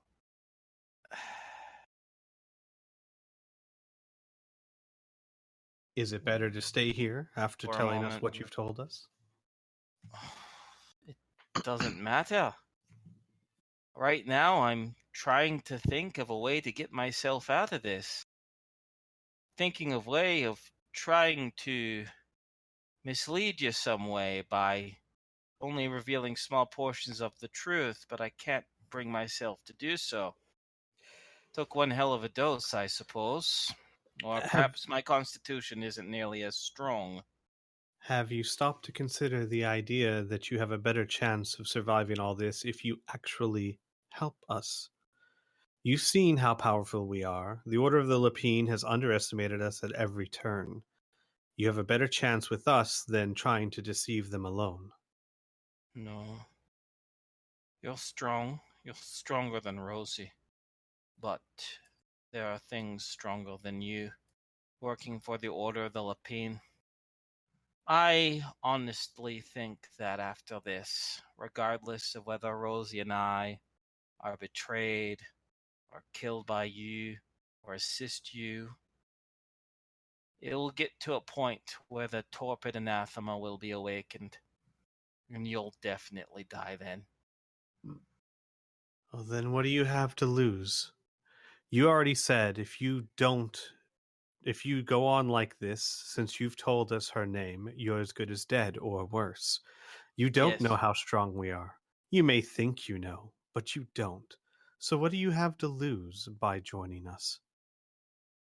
The torpid anathema, clearly. We'll kill torpid you either anathema. way. What are the chances you survive this if you don't join us? I don't know the chances. I don't know the chances at all. I can't create percentages. I don't know you, and I don't really know the torpid anathema. All I know is that both are very powerful. One has drugged me, and one is still lying sleeping.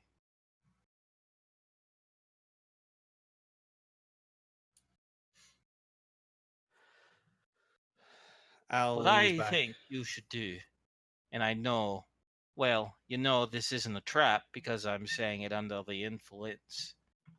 But I think you should give up this whole golden rabbit thing, and if you want to way out of here, I can point you at least in a few directions to come to the truth of what Sable is all about.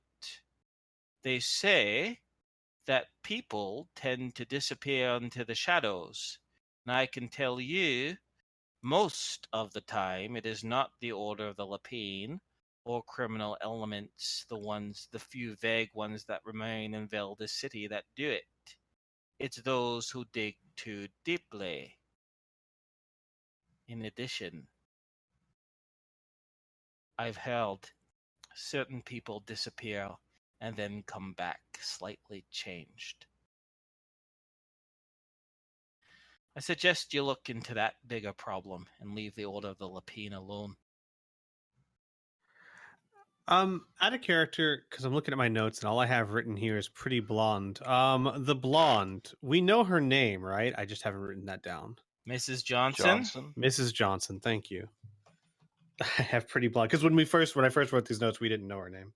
She was a knockout. Yep. Al will lean back. Who is Mrs. Johnson? Exactly who or what she is, I'm not too sure, but I do have my suspicions.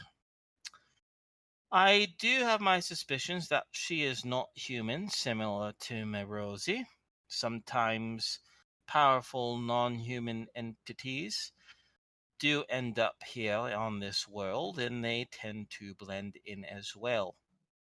I also know she is a woman of great influence and power, and I also know that she is not of the Order of the Lapine, and I've seen her speak to Sweet a few times, and it almost seems like she bosses him around, which is very interesting because Sweet is typically the one to do the shouting and the ordering about, and the threatening, and the rewarding when the time comes, but I don't think I'll be getting any rewards anytime soon.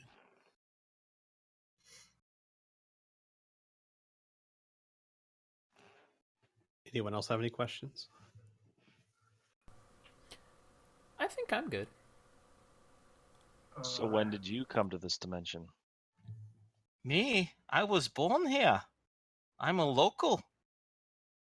Perhaps my ancestors, generations and generations and generations came here. But when you first join the Order of the Lapine, you do get to learn a few clear truths. And one of them is that this place is not as it seems.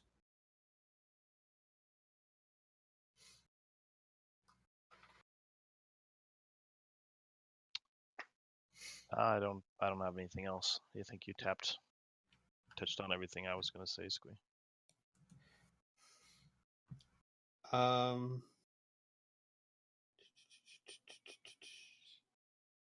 If you were going to subvert the Order of the Lapine, how would you do it? Oh, that'd be pretty easy if I had your powers. I'd kill the three in charge.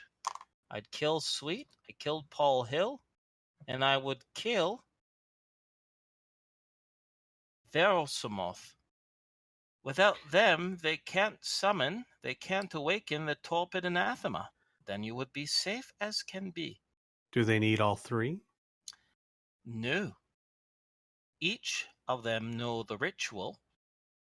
Waking the torpid anathema, as I've been told, takes much less time if all three are involved, but one can do it. It just takes a longer ritual.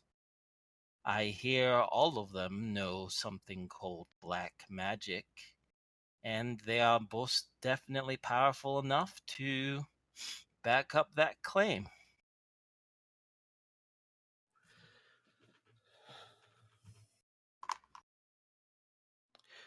Why did you kill the museum worker? I didn't kill him. Rosie did, but that was pretty clear as well.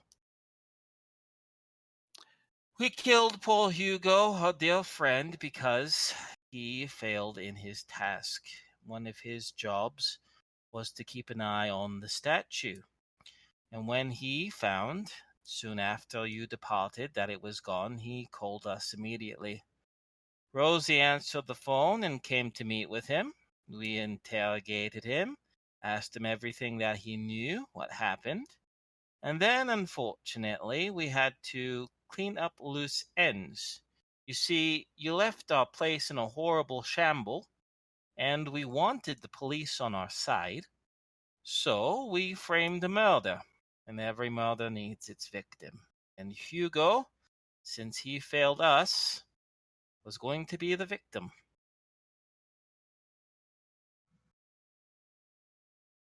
Some friend you turned out to be.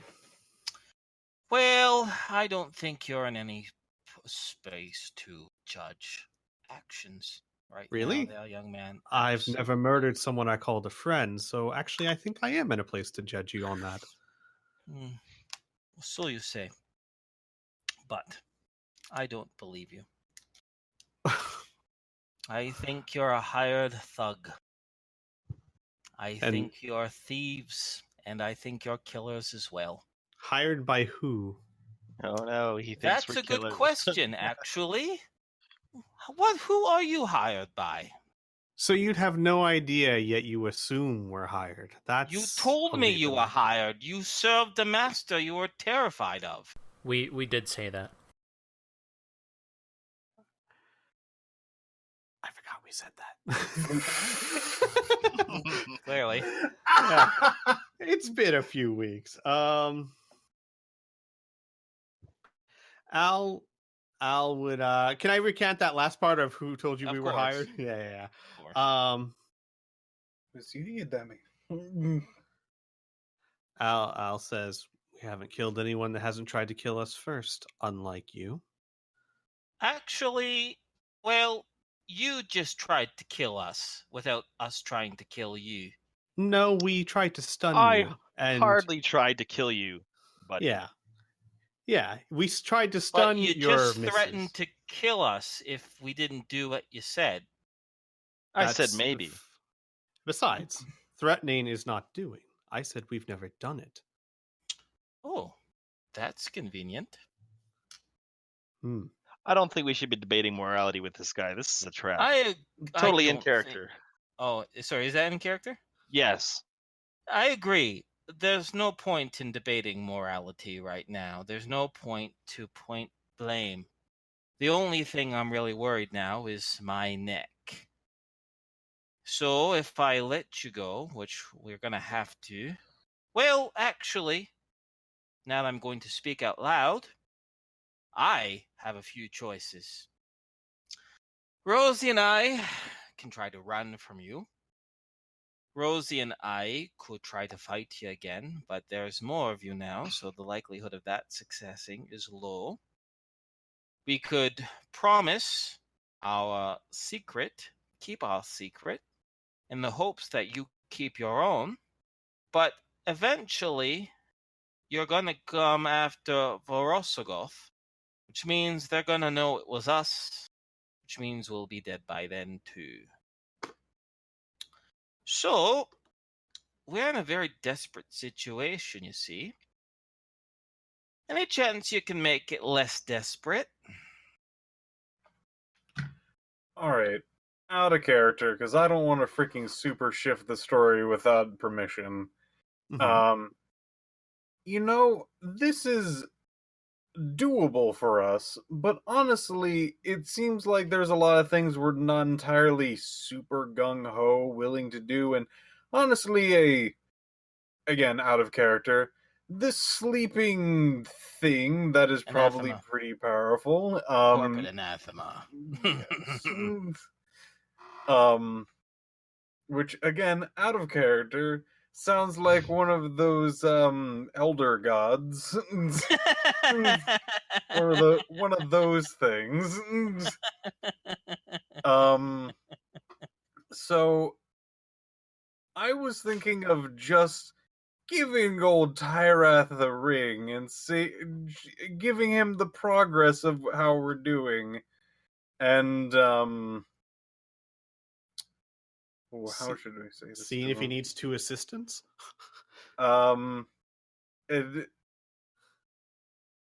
Basically telling him the situation and then basically saying like, this is a little over our heads. And then maybe a Switch discussion the might goal from have. looking for the golden rabbit to switching it to trying to find. Well, the reason why you're here The reason is why to we're find here. the travelers who passed by here, Yeah. the ones who know about the swarm. Yeah. Yeah. Yeah. Oh man, that's gonna piss Julia off. We haven't heard anything about these travelers yet, though, as far as I'm aware. That's true. You haven't. So one lead's as good as the other. I mean, I don't know. Yeah, Tyrath said, "Give me this golden rabbit, and I'll point you in the right direction to find these." But you can just say, "Hey, Tyrath, we can't do this," and see what Tyrath says, and he might just not be able to help you, and you'll have to just try to find these suckers on your own. And to be honest, we now are talking to 2 powerful people, and we can literally just say, "We'll drop everything. We'll even give back the stuff. We're literally just looking for this, and we're out of your hair." Well, why don't we ask them if they know anything about travelers? Sure. I'd still like to see what, we don't want to just kind of hang Tyrath to dry. Probably not one of those people you want to do that with. No, but we can still ask them if they know anything about travelers. Right. Yeah, Because at least they might probe give the us- question. Because Oh, the yeah. truth is true. If they don't know anything, like if we fail Tyrath, of course, obviously there is bound to be another way to find these travelers, but we would have 0 leads, nothing at the moment. Yeah, we are with it's pretty much cold case if we Yeah, abandon okay. the. So here's the thing. If Tyrath is like, "I'm going there to help," so if that that- happens, do you really want to be like, "Yeah, we're going to break off everything and not look after this bunny," calls up Tyrath, "All right, we're after this thing again." Well, no. I was just No. saying, why don't we just ask the guy if Just he's seen any no travelers? problem. And you just Alright. have the information. You won't act on Yeah. the information, but it's Yeah. handy to have the information. Right. Sure. So yeah. So actually, Patrick, it would make more sense if your character asked about it. That's the Al's in some silly, stupid moral debate. So Lavin would ask if they'd seen any travelers, if they'd seen like some kind of extra dimensional travelers that had passed through here and left at any time in the. Patrick would add, we're looking for specific people called travelers. and we're looking for anyone who has information on something called the Swarm. Angus furrows his brow a little bit, and he says, I haven't heard anybody or any group calling themselves travelers, but he looks over towards Lavin. You said interdimensional. You mean something beyond nature, something that looks less like you and me, and something more akin to those that look like Rosie? I have no idea what they look like. Hmm. Maybe, maybe not. I mean, technically, we're interdimensional travelers, right? We're not from here.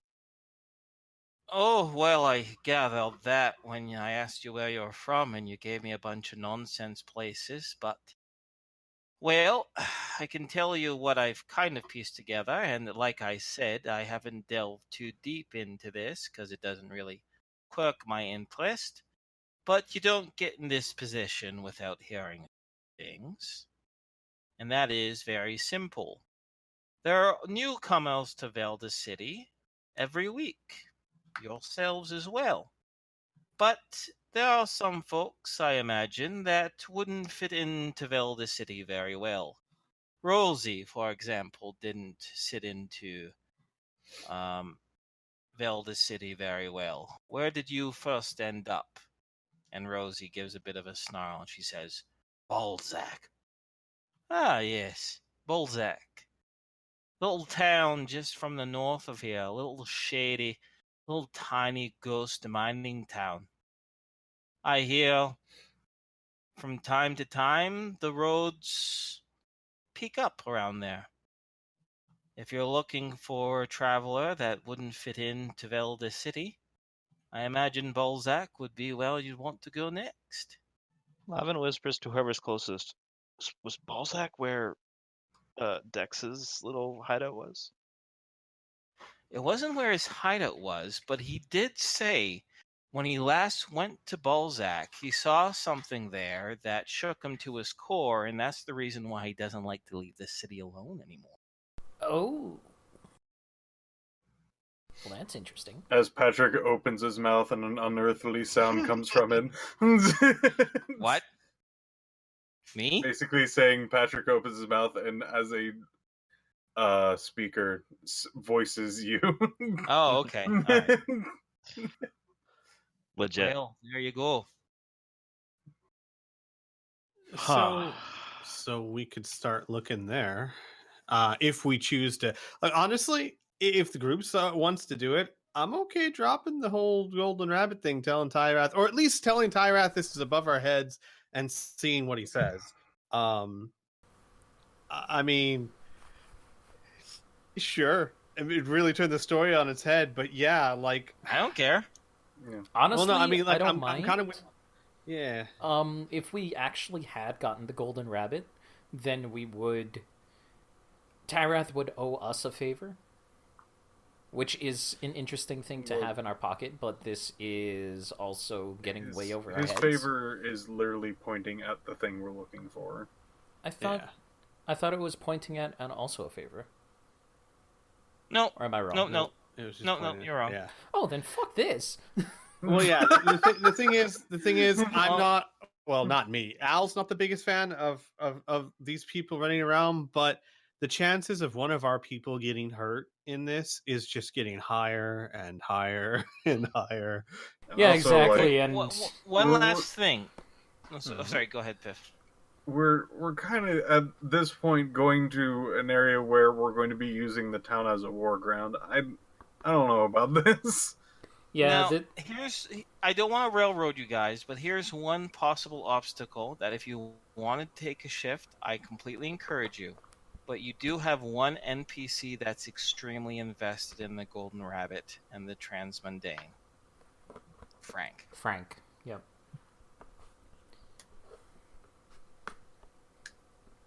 So you'll have to deal with him. We will. Yeah, I mean, it You sucks. started the ball rolling. His house was seriously damaged. He's in hiding with you. You'll need at least assurances that the Order of the Lupine aren't going to come after him again. Sure, he comes with us. I mean, I don't like gather. Okay, honestly, Well, I I'm know not looking- Ellie's gonna love this. I mean, like, I'm not looking to gather more NPCs per se, but it's a very good point. We did stir up a lot of this, and now it's very dangerous for him. But if he was no longer in Sable Dimension, then all of his danger would disappear. He would just be a And- crazy person in Rift's Earth. And we can spin it this way. We're If the he most were to saving go person with in us, history. his transmundane would be completely safe. Nobody would be able to take it from him. Well, no one would this- be searching for it. No one would know about it. Yeah. This could all be connected at the end of the day too. I mean, we don't know what this Balzac situation is. It's This true. We could don't know. connect. I'm fine with this. I agree with you. On one hand, it is kind of fun playing this out to the end. On the other hand, it's so dangerous because if this turns into a war zone, we have to worry about the police. We have to worry about the people going after us. We have to worry about looking like bad guys. It's really touchy. At the very least, how far we're going to go for like a favor. I don't.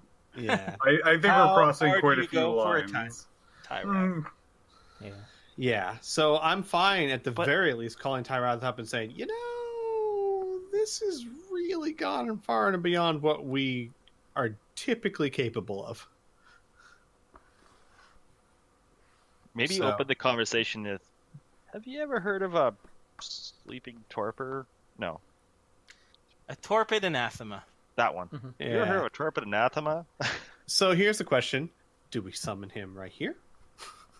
it's not something. It's a phone call, Squid. Oh, that's right. That's right. It's The gem. yeah, go ahead. Do I summon him right now? All right. Oh You wow. might. Okay, I could use Tyroth voice. I wasn't planning on that anytime, but okay, this worked. All right.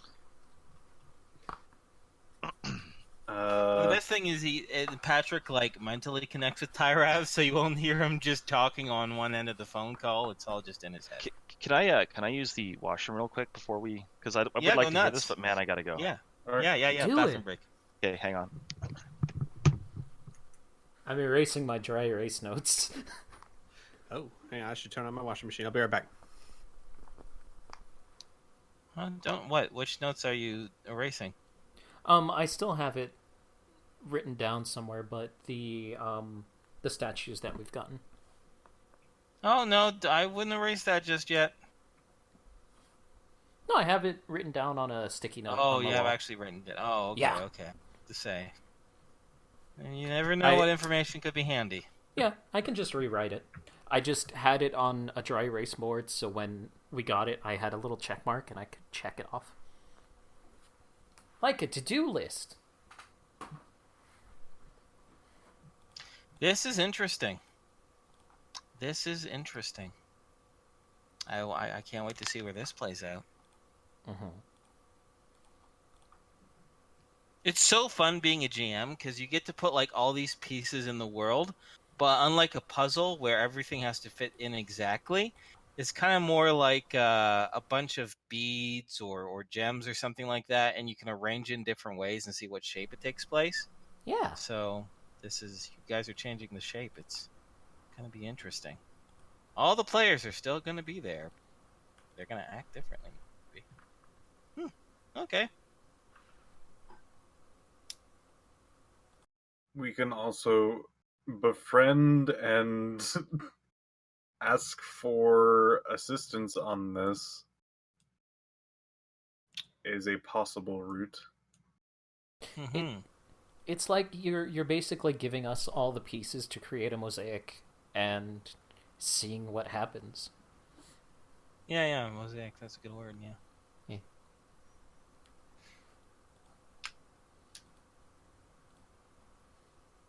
But yeah, I will say Down go. after Mhm. after learning that the old lady is also called Verosimoth, Mhm. that's very old gaudy. um, that's kind of coloring my opinion on that. I don't want to really mess with her. Shit, what did you say her name was? Fuck, that's not normal. Nope. Her name is. Oh god, that I'm reminds me of the Cosmic Whip. Yes. The great evil, which turned out to be this little millipede underneath the stone. Oh, I miss you, Cosmic Whip. Oh, he's somewhere in New Laszlo, just being fucking crazy. Mhm. When the moon comes out, he's a lunar crazy. Oh, that's neat. Yeah. I'm Because crazy. he's a lunatic. Yeah. Opa. All right. Hey! All right. Everyone's back. All right. Go ahead, Woohoo. Patrick. Everyone's back. All right, cool. Yeah. Yep. What do you do? I Do with the drunken sailor? I tried to contact Rath. Okay. You rummage around for the small red gemstone that Tyrath gifted you so many, well, not many years ago, but a few years ago now. And after a few moments, your mind connects to that of Tyrath. Well, you don't connect with this mind, that would probably kill you, but you hear his voice inside your head. Wait, give me a moment. I gotta practice my Tyrath. Give me 2 seconds. Patrick Kinsman. No, god damn it. Her. Tyrath There takes we a go. really long Okay. time to answer his phone. Exactly. Ring, ring, ring. Greetings, kinsman. How can I assist you? Am I to assume you have acquired the golden rabbit statue I have requested? It seems that we've come across a fairly large group that seems to have made the rabbit a what is that thing called? Idol? An idol, and it will not be easy to acquire this at all. Interesting. I was under the impression that this item was brought to this able dimension and abandoned there. Clearly, that is not the case. You said that this group protecting or guarding or worshipping this rabbit idol is powerful. It's seemingly powerful. The thing that concerns me most is they seem to have some being that sleeps that they're wary to awaken. Really Okay, out of character, interesting. I can't remember his name. It's like Torpid. something. Torpid Anathema. anathema. Torpid anathema. It seems to be called torpid anathema. I am not aware of a creature that has that name, but it could be simply a local identifier. Have you encountered this anathema? Could you provide any physical description?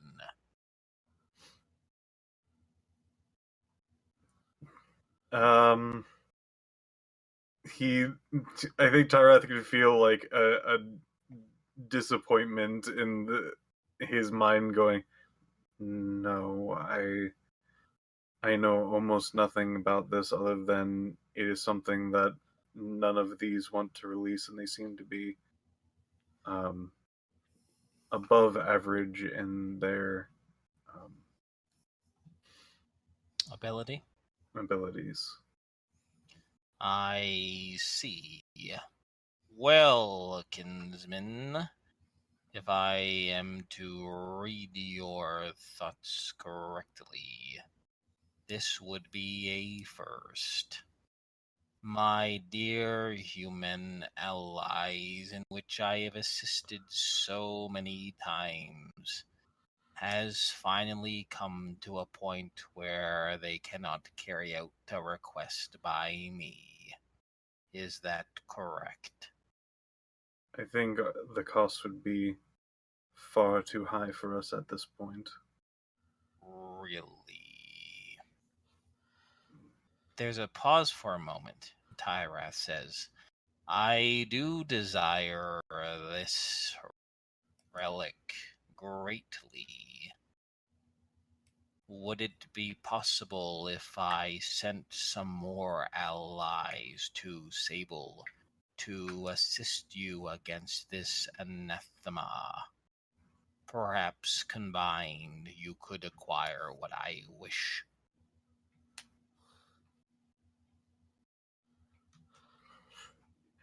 Alright, again, not wanting to sway the entire campaign with a single player Once decision. again, the other way. I know, what a twist. Yeah. Call me M. Night, motherfuckers. Well, of course, this is difficult to say because we're not part of this conversation. But okay, I'm gonna yeah. be generous. Okay. Use your metagame players talking, and if Patrick has to ask Tyrath a question, we can say Patrick thought of it. Well, no, what I was going to say is that it bothers me greatly the way he said, so, have you finally come to a place where you can't complete this request? It sounds very final to me. I think you're looking into it a bit too much, Squid. No, like I'm saying, like, okay, well, he can't do it. Maybe we shouldn't have a relationship anymore or something like that. Not like I'm going to end you. Your souls will be mine. Well, what use are you then? I mean, it might very much be like well, if you can't do what I request of you, then maybe our relationship should end. I mean, I could see that. Okay. Sure. He hasn't explained. No. Okay. Yeah. Just let's go with. I understand you're reading some subtext into that. Of course. That might or might not be accurate. Yes. For clearing that up. Yeah, I know. Eh? I just didn't talk for 3 minutes. I have to. Fuck you, Spyro. How dare you put me in my place? All right. Well, Anyways, just to clarify, that might or might not be true. But anyways, what Piff was saying is that now, once again, now it's different. Now we can continue the Golden Rabbit with some Tyrath backing, or we can still say, no, Tyrath, we still kind of don't want to do this. We're going to see if we can't find what we really need to know, these travelers, on our own. There's no wrong answer.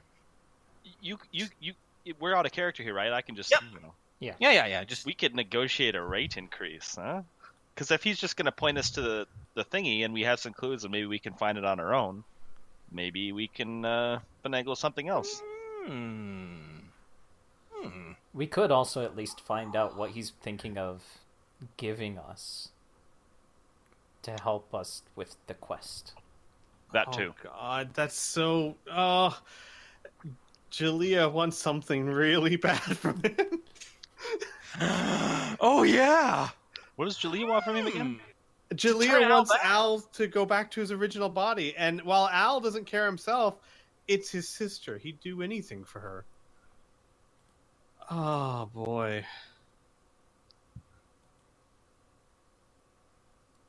That's tough. Lavin has basically no ties to Tyrath, so Yeah. he wouldn't really care either way how this goes. Mm-hmm. Yeah. You have a preference as a player. Yeah. But see, here's the thing.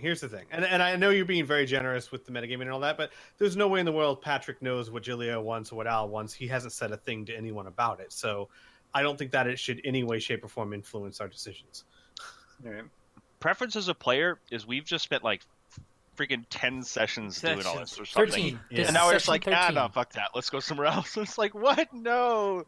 Well, So, okay. yeah, so This is Spyro not like a to follow complete too. loss. We have now actually taken a small seat in front of a fairly powerful like group in the place that we're looking for people, we would not have had this seat in front of them without this adventure. We can take this spot that we have between all of these people and go like, all right, guys, we're gonna dust off our hands. We're gonna give you back the statue. Like, it's yours. You can do what you want with it, and all this other business. And we can go on good terms and whatnot, and we can actually have like, maybe we can ask a bit more questions. Maybe a few people higher up who might know what's going on, so on and so forth. And they're so evil. As far as I can tell, yes. As like, mind you, they're very subtly evil, but Yeah, pretty all that evil. stuff in the Yes. graveyard, that was subtle. I Definitely. see. Yeah, no. That was one member, but yes. Like, It was one member that learned from a master who is one of the people of this Lapine. So Who also murdered Neil's wife. yeah, I would say definitely Al is a character who wants to take these people down, because otherwise they will just continue turning people into these monstrosities. And as a player, you guys are going to like this. As a player, I want to see the Torpid Anathema. Oh yeah. Yeah, but it instantly kills us. I mean, okay. You want to roll a new character? All right, cool. That's fine. No, I mean, no. I mean, like, There's so much mystery. I'm so morbidly curious. Man, And- if it's just and like something I think so we could take 'em. huge, if it's Oh, something come on. so now. What huge, kind of GM do you think I Like- Squee. Hmm? Squee. Mhm. I have basically like I think our success rate is probably in the 90%, mainly because we're such crafty bastards. Yeah, that's true, you fuckers. yeah. I'm not even talking about like we couldn't take them. There's a good chance we can. Oh. But I'm just saying, what is the cost of that? How many people are we going to actually go down to their houses and murder them? Oh, How are we? Hey, I have but an the idea. cost of not doing it is our dignity. I have an And idea. What? many innocent people's lives, actually, Bert. which is more to the point. Burn has thought. Yes, Burn? I have thought. Okay, so how about this? If we decide that we want to continue and maybe fast track this entire thing, why don't we have these two call for the Order of the Lapines, Albert Sweet, and you've got Ira Thompson and the mayor. Have them all gather around. We all have a nice dinner where we present them with the statues and say, okay, we were trying to find this and all that. And then we just fucking kill them. Take all of their heads off at the same time, kill the snake right then and there, and we have no fucking opposition. You mean with the new allies that Rath is offering? Yeah? There's like no way. I we mean, would do like, there's something really appealing about this. We lure them all into one place. We get the new allies from Rath, and we hit them with everything we got, and Yes. cut the head off the snake. Yes. I mean, yeah, Then there's something Who's very the appealing fucking to that. Order of the Lapine if there's no Order of the Lapine? And, like I said, as a player, I want to see the Torpid Anathema, but I'll derive just as much satisfaction from taking the head off the snake. I really would. It would be kind of like combining both ideas of, you know what, fine, we've learned our lesson, let's just have a peace talk, and then just get everybody together and just fucking kill them. And then we solve all the problems, we get the statues after that, and then we just put them together, find the rabbit, and done. Yeah, because I'll be honest. I mean, Al's kind of a moral guy, but he's got no problems killing those people. The things he has seen them do, not a Yeah. hesitation in his mind. And the best part is, we could just spare these two. As long Here's as my they help concern. us. These NPCs probably aren't as stupid as us to just all show up to a dinner together. Exactly. You have to be crafty about that. Yeah. We need a pretty good good story here. Wow, I like that. Well, that was a good case. These guys are as stupid as just to show up at a dinner altogether. Well, to be Oh, fair, not that's everybody fine. showed up, but yeah. I did trap you. Yeah, true. But I got Okay. you. To be fair, even as stupid as us, not everyone showed up. So Oh, there you go. Well, we'd have to think about it a little bit, but the idea is still sound. I mean, we saw 2 of them in one place at one time, and that wasn't that hard. We just had to. Actually, you saw three all of 3 of them. them at one place Yeah. at one time. oh, if only we Oh, had yeah, a grenade, it all could have been over. Oh, Now okay. here we go. Maybe it's not a dinner. Maybe. Wait, Let's- what are you let's wait giving for them the next- ideas, Inferno? Shut up. Let's wait for the next Maybe. cover up and blow them up. Maybe we take these 2 with us, we put them in the vault for now, make it seem like we killed them, and then we just light their fucking house on fire, and that will cause the 3 of them to all be in the same place, and then we just murk them. To assess Alright. the damage, because we did that with the cemetery. Thoughts? Yes. Would you like the would you like the staff like medium rare, or would you what how well done would you like the staff to be? Yeah, there's at least We don't a dozen kill or 2 them. dozen. Well, I like I my do- long pig tender. Yeah, I like my murder Jesus slightly Christ. juicy. I wasn't talking No, about killing the people, the servants. No, he They just did nothing didn't. He wrong. just didn't think of them. He forgot. But see, about them. here's the thing. I like where Burns going with this. Sure, it needs some refinement, but we can always hash that out later. The question should be more like, do we want to? Because honestly, Burns got the take seed that- of a great idea right there. He really does, especially if Tyrath is offering reinforcements. Yeah. Yeah, that's true. We actually haven't had a clear target of who's at the top of the food chain of this whole situation. So that's true. It is a good idea if we can get all 3 of them in the same room, preferably where they're not expecting it, and it's like turns out to be that they're actually trapping us instead of us trapping them, Mm-hmm. kind of thing. And Okay. who knows? Who knows? This could all backfire, and just having all 3 of them at the same place just lets them instantly bring out the torpid anathema, and we just fucking die. Who knows? By the sounds of what Angus Mackenzie told you, it sounds like a ritual, and a ritual is something you can't really do in the midst of you getting fucking shot. Well, they could That's fair. knock us all out and then hang us over a vat of acid and Oh do the ritual in front of yeah. us. Okay. All right. Good point. And if we Okay, stop with the cranking, acid. That's right. One of us will be at the wheel and keep winching. You know, I might steal that idea somewhere. All right, but anyways, so what do you guys want to do? We really sorry we've been talking about this for a little while.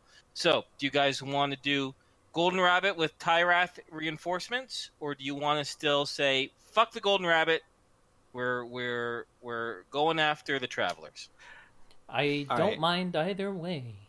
I want to stop the Lapine. Yeah, okay. I and Al would also want to stop the Lapine. Okay. Piffy?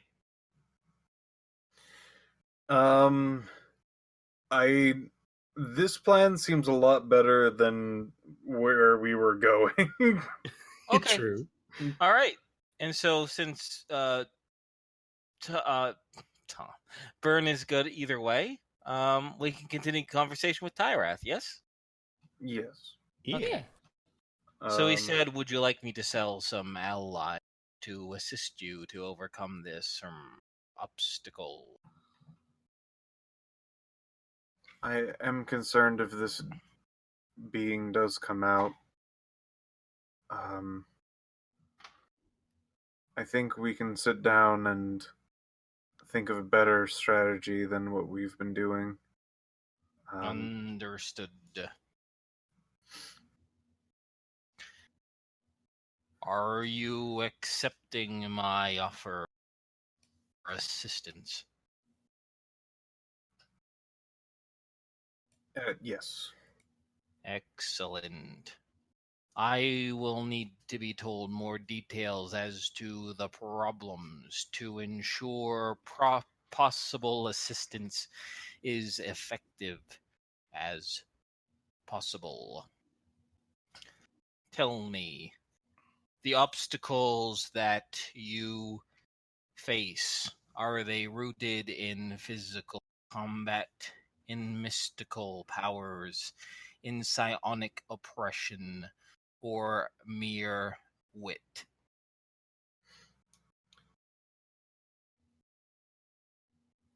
Most likely, what we're going to be facing is going to be in the magical arts, if not a Understood. bolster to a physical form.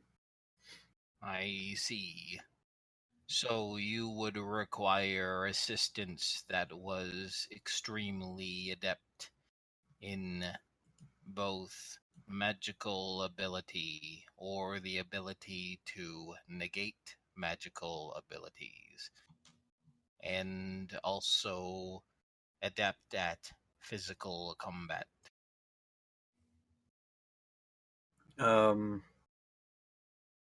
Patrick would think back, yes. The people that seem to be targeting, at least we're probably going to be targeting, seems they all have something called black magic, which seems to be maybe a local term. It is a local term, but one that goes across many localities. I will never understand the human mind as the need to quantify things as certain colors, but I have a better picture, yes. How many individuals stand within your way? It seems to be a large group, but it has three main leaders we're hoping to. How do I put this? Neutralize. Yes. Understood. As like you could probably feel Patrick wince at that.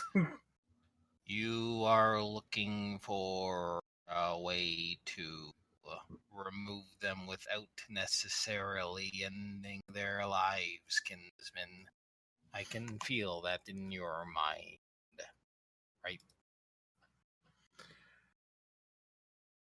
I know my colleagues are not going to be the most fond of this, but that's what I would want. This can be arranged. I have a few such individuals in mind. In a few mere moments, I can have them arrive at your location. Would you desire this? Yes. Thank you for your understanding. It is not my understanding that you should be thanking me for. You should simply focus on our original agreement, and I will be happy to provide the rewards you requested.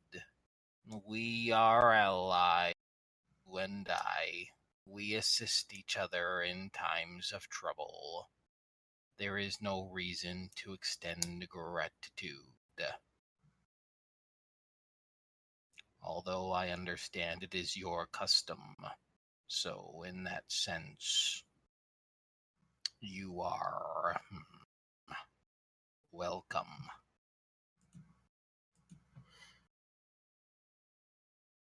Keep hold of the gem I gave you for a few more of your minutes. It will take scant time for me to communicate with those I require to assist you, and they will arrive at your location soon. Goodbye, kinsman. Good luck. And I look forward to communicating to you again when the rabbit is in your personal possession. A sense of affirmation. Is that the Yeah. right? Mm-hmm. And yeah. Cool. Hey guys, can you give me 5 minutes? Yeah, No absolutely. problem. We can Thanks. give you until next Sunday. No. It's only 10 o'clock. We got like about an hour or so left. Is that Inferno, I do have a question. Would it be possible, Uh-huh. because this has taken Patrick some time to have this silent conversation, is Yes. it possible, like, Lavin, Tom, and Al conferred quietly so that we could kind of say, okay, maybe we want to get these three together? Like we... Yeah. Okay. Yeah. Yeah, and then Tom very loudly, This is good. Oh, we can do this. Yeah. Like, Okay, all he hear, all that guy hears and Rose hears is just... Oh! Okay. Good. Then we kill Sweet. There you go. Guys, I'm thinking we just go, hey, so if we wanted to get all three of them in one place at the same time, how would we do that? I mean, if someone's gonna know, it's gonna be him. it's true. Would you be opposed to playing dead? Rosie, can you play dead? He's gotta know something, some way of getting all three of them together. Squee didn't even He doesn't get that gotta one. actually. I'm what? You know. Carousels. I mean, You It's talked true. through my joke. I'm sorry. No, I like your Rosie play dead joke. It was Yeah. awesome. Thank you. Wow.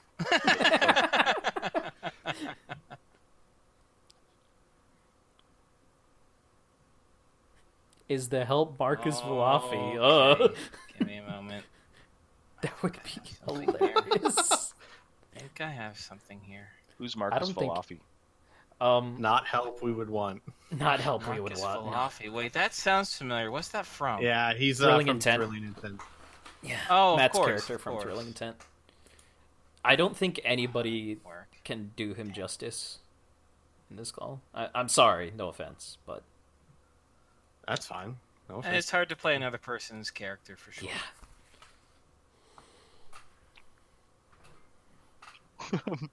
That could be the T-Rex joke campaign.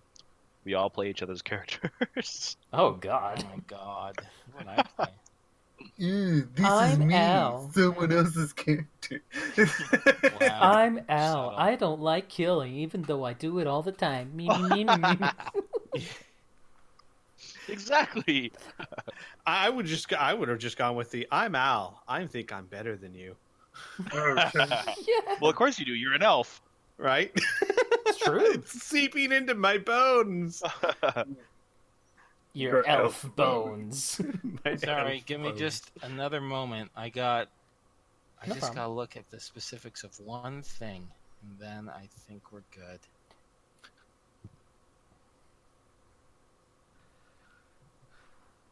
Watch, we get these reinforcements, and it turns out we do everything ourselves anyway. Yeah, who knows? Like maybe they roll badly or something. We're just like, Tyrath. He's gonna send us another robotic squirrel. Actually, One that's there really adept with magic. there are a few right. people that we've encountered who would be really interesting in this kind of thing. You know, there's an untapped thing in sci-fi. Android wizards. It's True. true. Hey, what if he sends over the Baron? No, Oh my Tyrath, that's fucking bad. I God. know, please. Come now. I would never do that. That's lame. Which Baron? The Jin Baron? No, the Baron Dioxin. yeah. Sign nullifiers inbound in 3, 2, 1. Just to fuck with everybody. Oh my god, that thing is fucked up.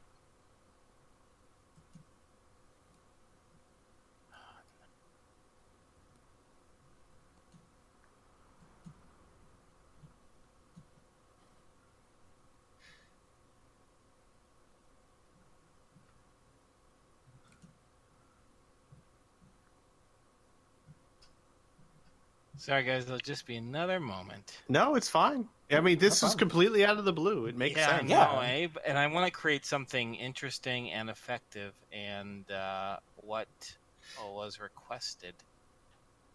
Just looking for the last one. And I also like something that's like creative and crazy too. You know what I mean? Like, Yeah. Mm-hmm.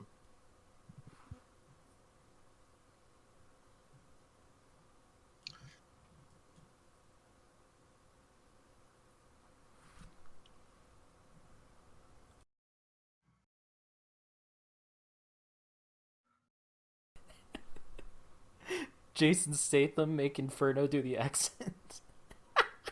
Spiral. oh my god. I don't think I could do a Jason Statham with some accent. As tempting as that would be.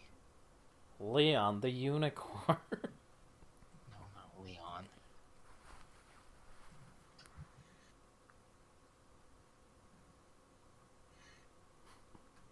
Oh no.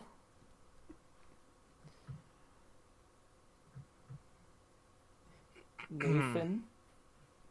No, he's dead. Oh, the one in our dimension is dead. Eh. Perpetual Nathans. Infinite Nathan Oh God, Heathcotes. no! Infinite. This is the power of my stand. Infinite Nathan Heathcotes.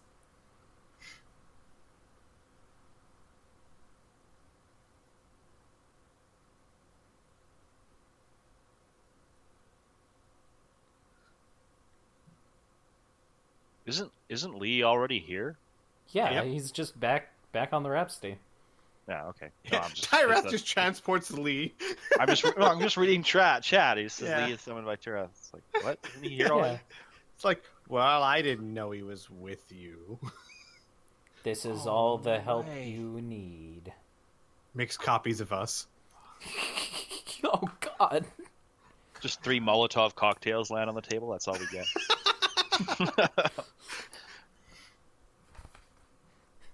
3 silver coins. This is your help. Yeah, that's how it goes in these movies. These like obscure mage types give you some just horribly vague like help. It's like, what? This is the thing that's going to save me, and of course it turns out to save you in the end. It's the same way Oh, like that would people be can't so write cruel. But can't new write Zoot, prophecy that makes sense. new Zoot just falls on the table. Aw. Oh. I'll just take some of his items, thank you. Silly monkeys. You know, I swear to God, if we find out after this that like the vacuum cleaner was all we needed Man, to just make this all go away. right? Vacuum cleaner, you turn it on and it progresses the plot line. It has a label underneath that says vacuum cleaner, use against torpid anathemas. Just put it on reverse. Color comes back everywhere. Like Mario theme. New Zeus, just like a god that just likes to make crazy things and live among mortals. Oh God, like that one Splagorth. That's already traveling. Yeah, Spagorth Bob, the tourist. Yeah, Bob. Oh the god, tourist. that's right. That's so funny. okay. His So, natural form when he says say cheese. Great. so if Tyrath would like to send us tourist Bob, I don't think any of us would complain. Found it. Perfect. Okay. I'm ready. All right. I'm ready. All right.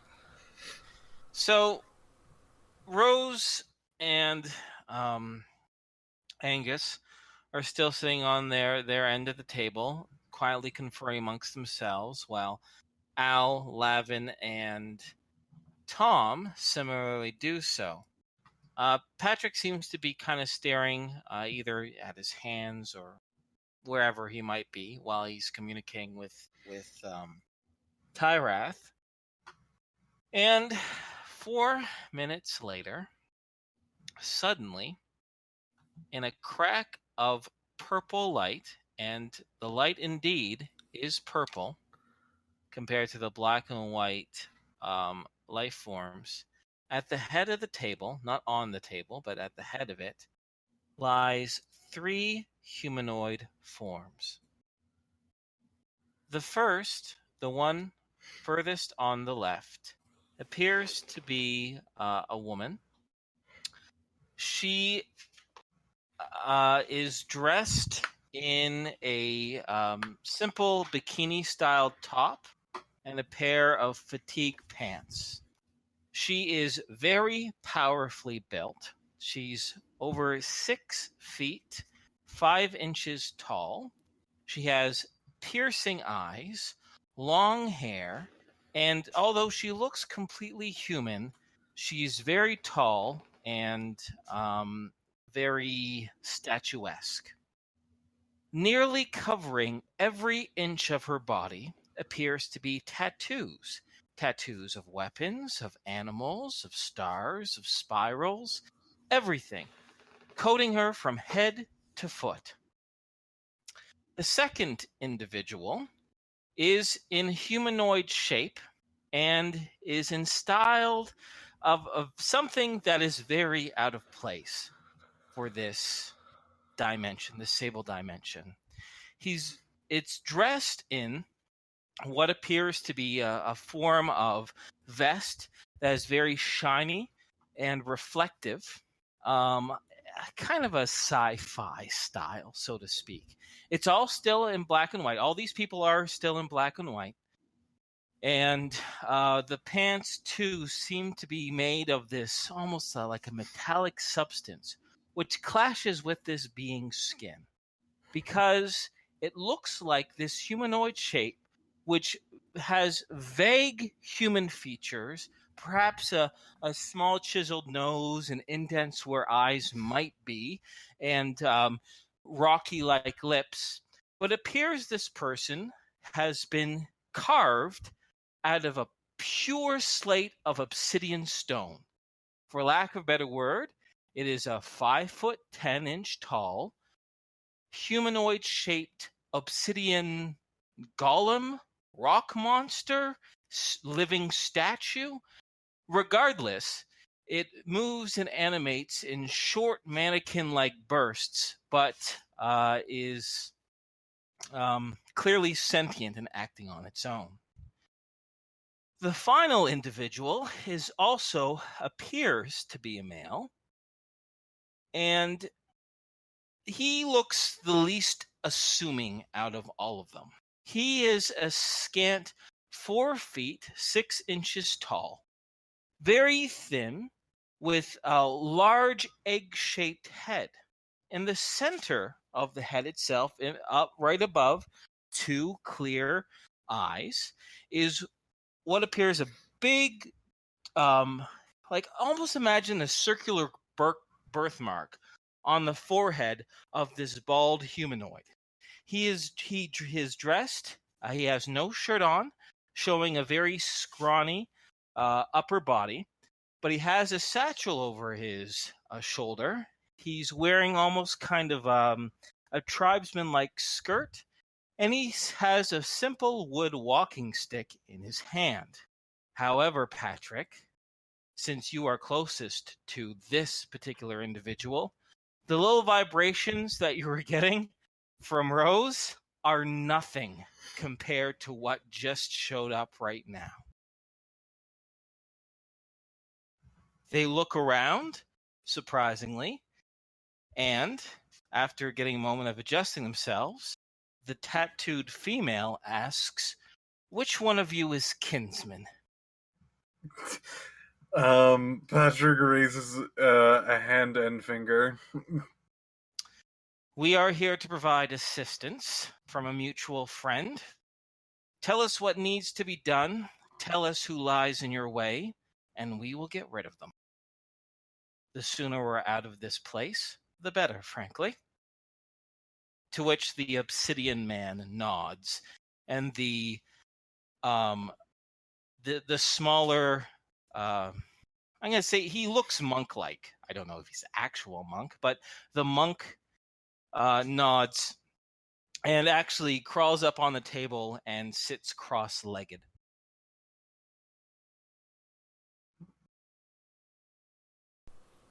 Okay, Angus so and Rose give a start, and Angus says, "Who the hell are they? And where the hell did they come from?"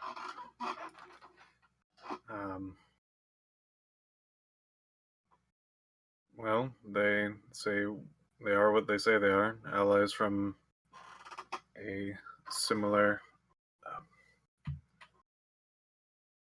Anyway, we're gonna need to have a bit of privacy. It seems like we have a lot to talk about.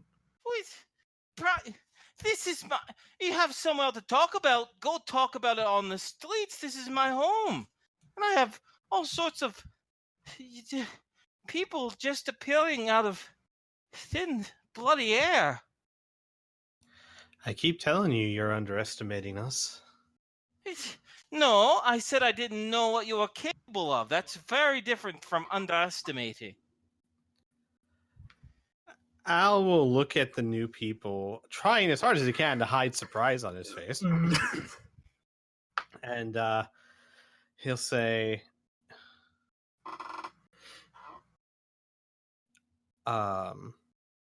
actually, Inferno, would my medical background give me any idea whatsoever as to how long this chemical will last? The truth serum thing? The truth serum? Yeah.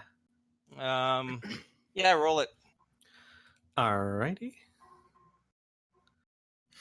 Which one? Paramedic, medical doctor?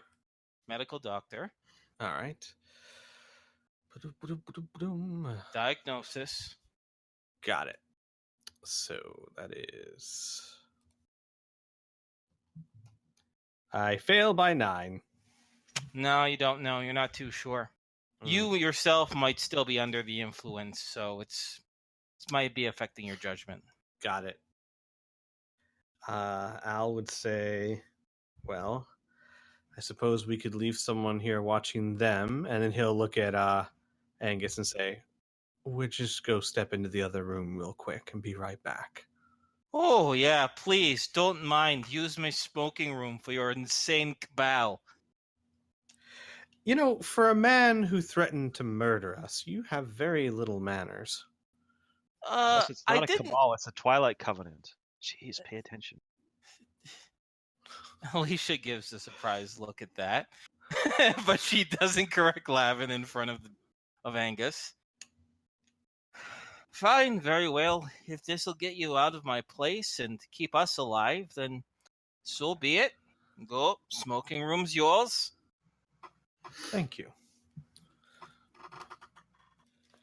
Then I guess Al will kind of usher everyone into the smoking room politely, because he doesn't know who these new people are per se. I think he's put 2 and 2 together. I mean, who else could do this that is a mutual ally? He'll close the door and he'll be like, Patrick,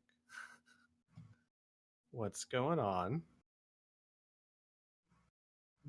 Oh, I told him the progress and our particular difficulties, and he acknowledged that it was a bit more than what he thought it was, and sent help. Oh, I see. Well then, I suppose you guys would want to know what's going on.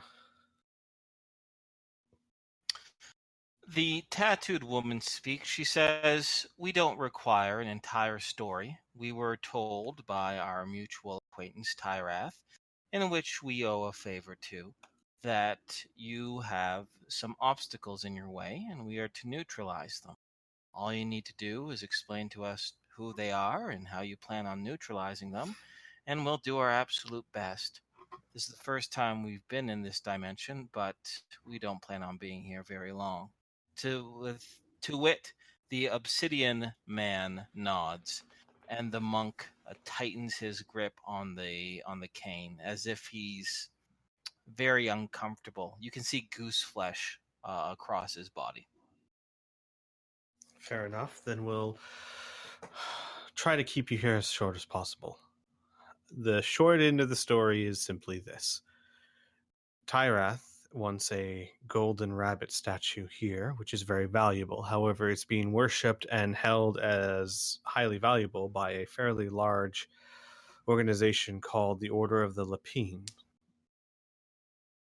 They and you know what, and Al will just give a quick rundown who they are, the Torpid Anathema, all that stuff. Okay, groovy. I cool. And I see. Tom will pipe up with the idea of potentially luring them to all to one place, the 3 leaders, and then killing them, and then we don't really have any obstacles, as far as we know. The monk-like humanoid would cross his would get up and say, "A simplistic trap idea, by how do you plan on luring all 3? Would it not be simple to locate these individuals separately and eliminate them one by one?" It might be simpler, but apparently any one of these people has the ability to summon forth this torpid anathema, and if we start taking them out one by one, they will surely get the message and do so. It's risky that way. Yeah, it's basically, I would assume, 24 hours ish from the time the first one dies to the last one needs to die. If that. If that, yeah. 24 either- hours is nothing, says the tattooed woman. 24 hours is a leisure stroll. We could kill them without any moment. However, Tyrath did mention you might be looking for a less violent option, imprisonment perhaps. Well, That's why he's here. And she points over towards the Obsidian Man. Wait, we are? He felt that I had some negative emotions about killing, and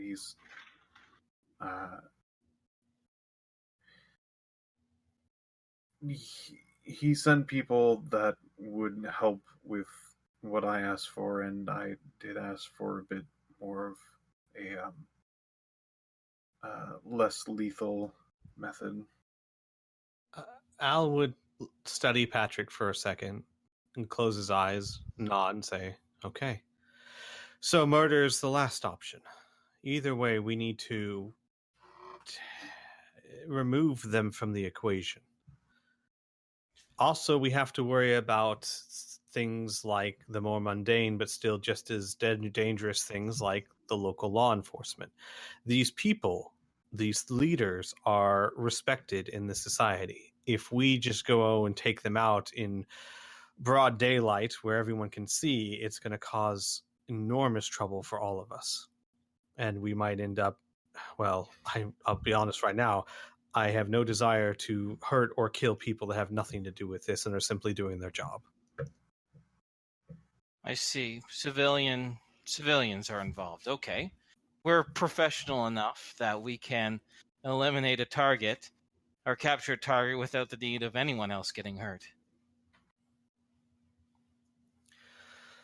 Fair enough. So, either we lure them all to one place and take them out in one fell swoop, or we take them all out individually. The problem is, if we go to them, not only do we have to do it quickly in succession, but also we're on their territory, and since they are respected members of society, there's a very high chance that people we don't want to see this will see it. If we can manage to lure them all into one place, we could take care of this quickly and cleanly.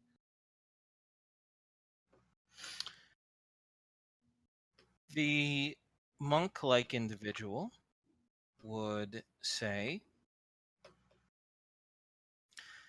either way, we're under the impression that we have a one-shot idea. If we fail at eliminating these targets, they will try to bring up some torpid anathema.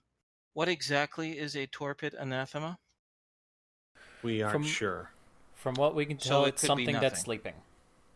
That's it. It's something that's sleeping. Yes. And Doesn't sound like much of a threat.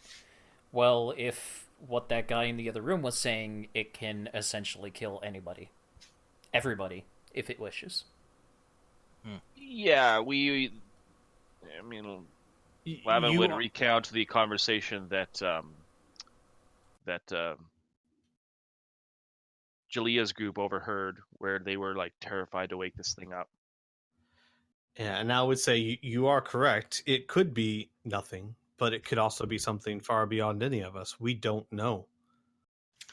See, the tattooed woman says, now I can see why you asked Rath for backup. Well, are we going to hash out a plan here, or should we go someplace else? The person who seems to own this residence doesn't seem to like us. Should we neutralize them as well? That Once again, that doesn't necessarily mean kill. And she once again nods over to the obsidian fellow. His race has a pretty special trick up their sleeves. That might not be a bad idea. Yeah, that might not be a bad idea. Good. Can All you right. undo that later? She looks towards the obsidian one, and he's stiff for a very long time before he nods slowly. And yes, affirmative, as in it can be reversed. Okay. Sorry if that was offensive. I'm not familiar with you. The stone figure shakes his head, and he moves over towards you and brings his hands out, palms upwards, smooth black glass facing towards you. He gestures as if to put your hands into his own. Okay.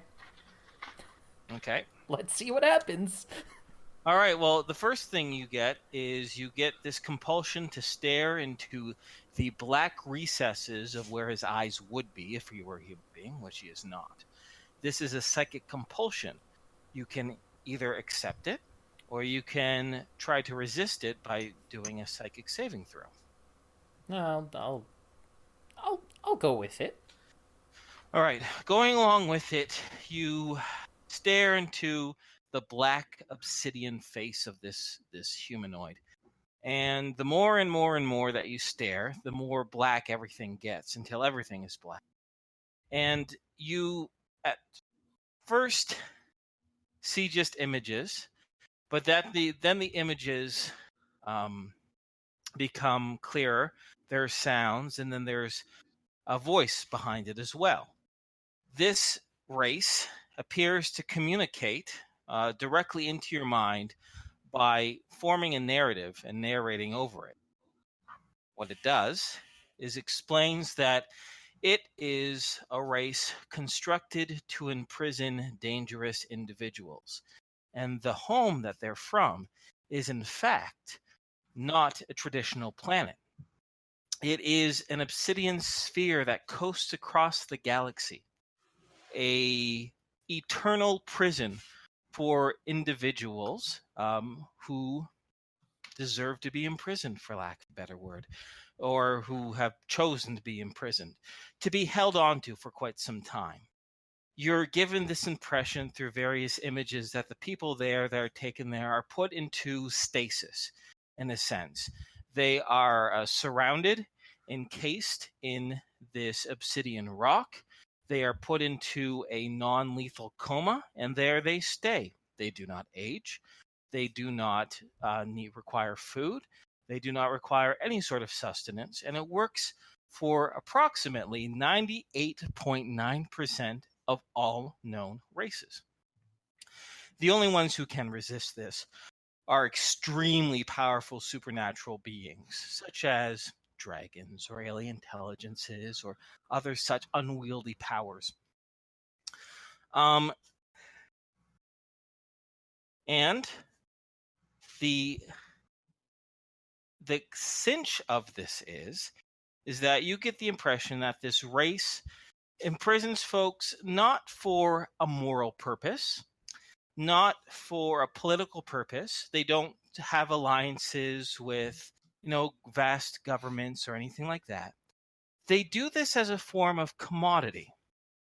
You get the impression that every race, if it wants to interact with other races, has a trade. And the trade for this race is imprisonment. It does this in order to get goods or information or favors from other races.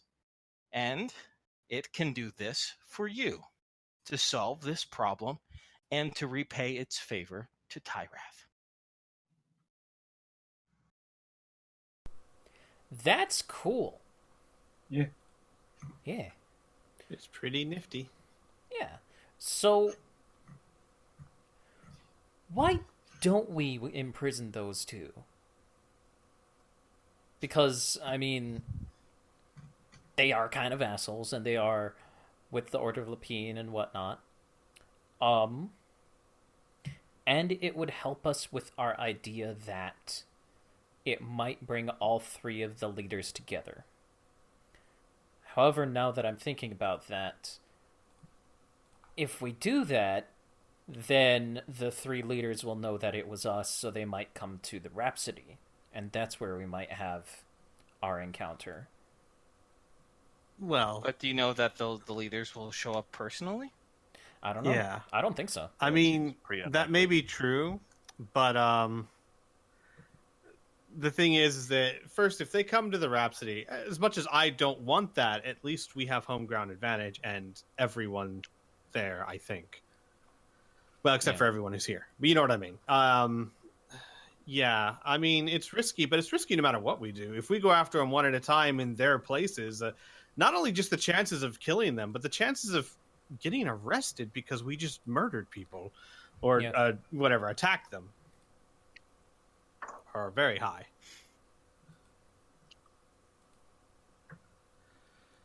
So, yeah. I'm honestly, personally, unless there's a really good idea to sway it the other way, I am for trying to get them into at least asking Angus if it's possible to get them all into one place at one time. Yeah. Asking him any questions at this point ain't gonna hurt if we're gonna throw him in prison. Right. It's no difference. So might as well. Okay, so you go back and you ask Angus this? Yeah. Let's say, hey, if we wanted to get all three leaders of the Lapine in one place at one time, what would be the best way to do that? Angus looks to be fighting his internal thoughts quite a bit.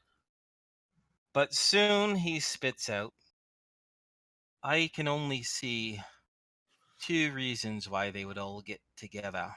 One is to begin the ritual to summon the torpid anathema. I do not know exactly how they do it, but I do know rumors of their certain sacred ground that they like to go to, which I can share with you with some assurances. And the other thing would be as a reactionary force. You would have to create some situations so large that an immediate cover-up by powerful political figures like the mayor or an industrial giant would need to cover up quickly and personally. For example, if you made a scene at one of Sweet's factories or the mine itself, the mine would be obviously Sweet's interest, so he'd have to be there, and the mayor, of course, too. In addition, unfortunately, the one known as Ira Thompson Verosimoth doesn't have political power in the traditional sense. However, she typically will show up either with Paul Hill or with Sweet. She is, for lack of a better word, an advisor to them. And frankly, she, I think, is the main driving force, although most people assume it's Sweet.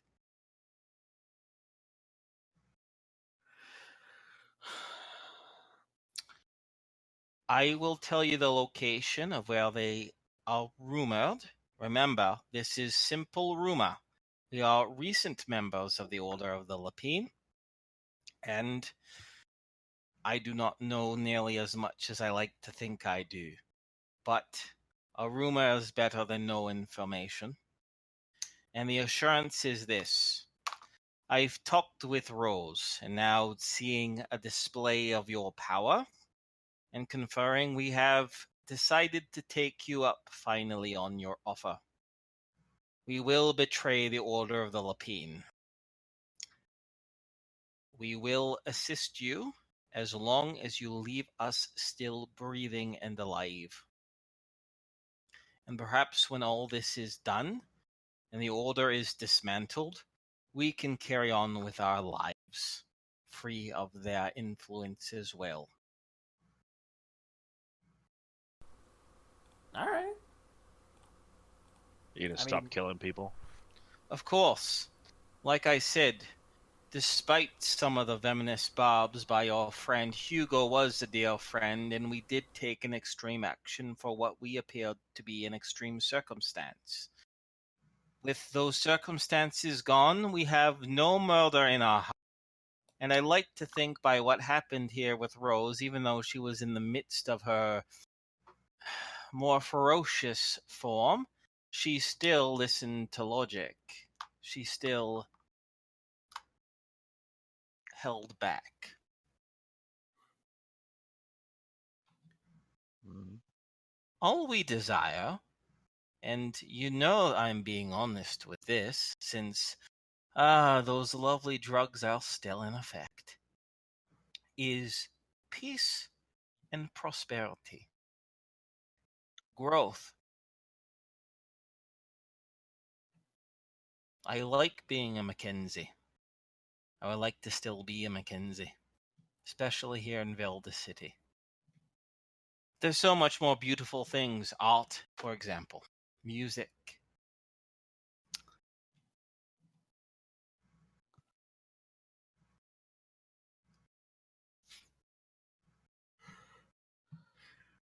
Patrick then shifts his eyes over to his wife.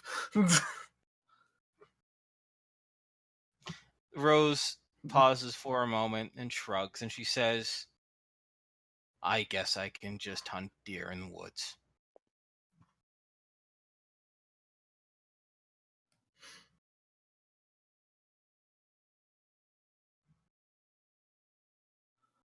Okay, where's the place?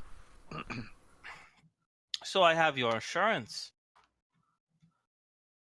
Maybe. Well, then I can't help you on the maybe. Yes, Patrick you just looks have back our 11. assurance. Is there anything that you hold dear that you can swear upon?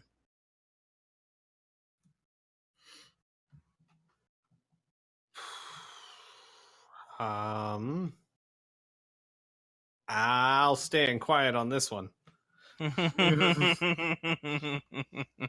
Just in case you do end up killing him, you don't want to. You know what? Yeah, sure. She's not here, but my girl. All right, so Angus points over towards Tom. On the life of your main squeeze there, your girl, do you promise to hold up your end of the bargain? And I the promise. consequence of such is she would die a horrible death. That is not a threat. That is just the consequence of a vow. I promise. All right, I think that's as good as we're going to get, Rosie. Okay. Patrick's just deep in thoughts, like, what do I hold dear? All right, we'll save the philosophical questions for another time, in which they confess. It's an area of land that Sweet himself publicly owns. It's 3 miles south of the mine. Give me a moment. Mine has a name. Where is he?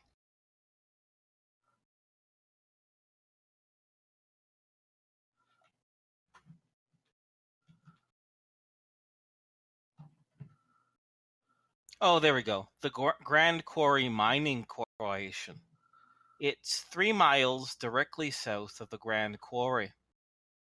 If you find a small plateau, it'll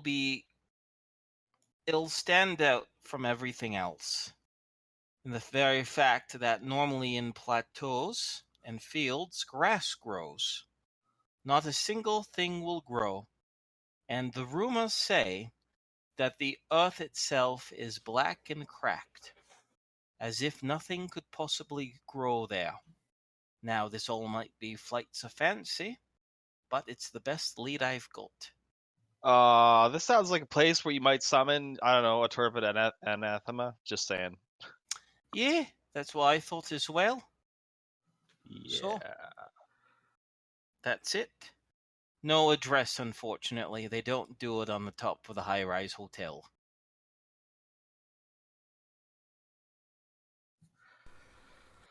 Possibly not the well, aside so Angus can't hear. Possibly not the best location for a large-scale final encounter. I don't know. Well, also, we really have no way of ensuring they'll be there. So the only real options it looks like we have is either make a big enough stink that they have to come, or going after them one at a time. Well, Hey- no. hey, The Angus. out of character squee. Mhm. So, if they generally got wind that we are close on something, they might say, you know what, we need to actually pull this trigger on summoning.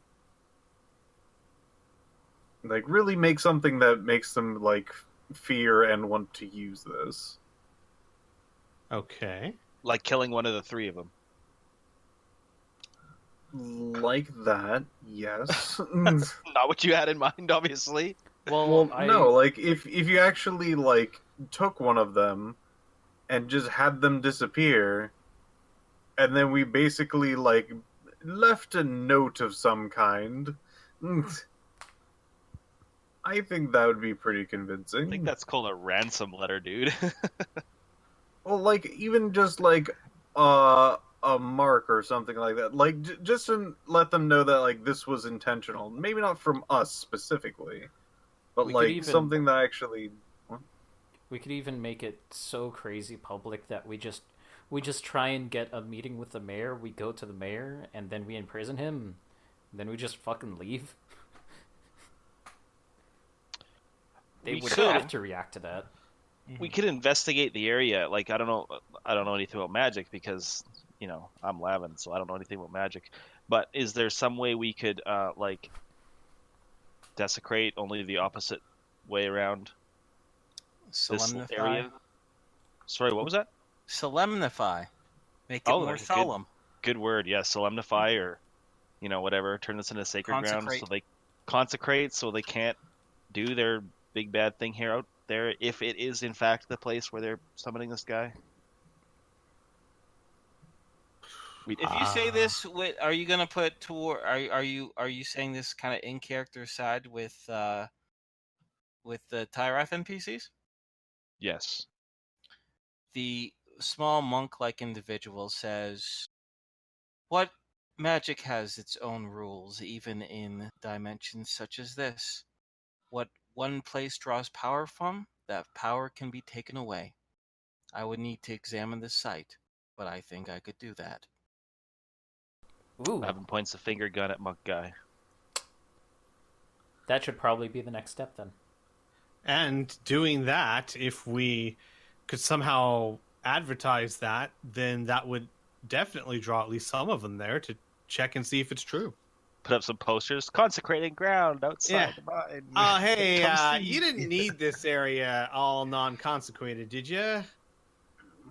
No. I don't know about that, but I do want to know one piece of information really quickly that I would like to ask Angus. What kind of mine is it? It's a quarry mine coal. What are you giggling? Because it He's a burns. burster. Oh yeah. Oh, coal dust. Yeah. Oh, and if you start a fire in a coal mine, whoo, No more that canaries. does not stop. Tweet. Well, Sorry, that was Angus there for. Well, Angus, time well, to hit the okay. old dusty trail. So no, okay, but what are you guys gonna do? It sounds like you have the semblance of a plan, right? Do you need to be at the Mackenzies' estate to do this? Do you want to shuffle off? Do you want to imprison the Mackenzies, or do you want to just, now that they've agreed to assist you, and with Angus under his truth drug, do you want to leave him alone for now? What's okay? What do you I want want to do with the Mackenzies? As far want as to I'm leave them concerned, the alone. Mackenzies are now Tom's responsibility. Yes. I They wash seem my more hands of that. useful to me. They seem more useful alive where they are than they would be imprisoned or dead. I just don't want to get blamed for Blink getting murdered at some point in the future or whatever. So just Yeah, and I mean, if Tom's serious about it, Al's not going to fight him on it. You know. So, yeah. Okay, so then you'll let them go in peace, Mhm. in which Angus is grateful, and he'll say, if it's any assurance to you, even though I feel the drug wearing off now a little bit, honestly, now that I've fallen into your lot, well, with you all the way here. Right now, the Order of the Lapine, at least to Rose and I, are our opponents. They want to punish us for what we did, and we don't want that to happen. And our best chance of that happening is your success. So, you need anything, I suggest perhaps not one of your strange, bizarrely dressed and statued folks come. Instead, perhaps one of you might visit our estate, and Rose and I will think about what to say to the previous superiors. Do you want us to still go along with the story that you're not who we think, you're not the people that we suspected? I drugged you and you told us nothing incriminating. That would still be the best option, yes. for now, anyway. Plus, it would buy you, and more importantly, Rosie and I, some more time as they flounder about for the next few days, I imagine. Yeah, that sounds good. Good. Well, then, I hope you don't mind my hospitality, but you've burned a part of my dining room. You've drunk most of my good brandy. He looks over towards Basilisk. And you've most certainly ruined a good night's sleep for me and my wife for at least a few more weeks. So, could you kindly get the hell out of my estate? Yeah, sure. You drugged me. I don't feel bad. Bye. I love how And like with that- petty it is. Well, And with that- yeah. Mhm. And with that, and the Tyrath allies do accompany you. Obviously, they're going to be part of this plan.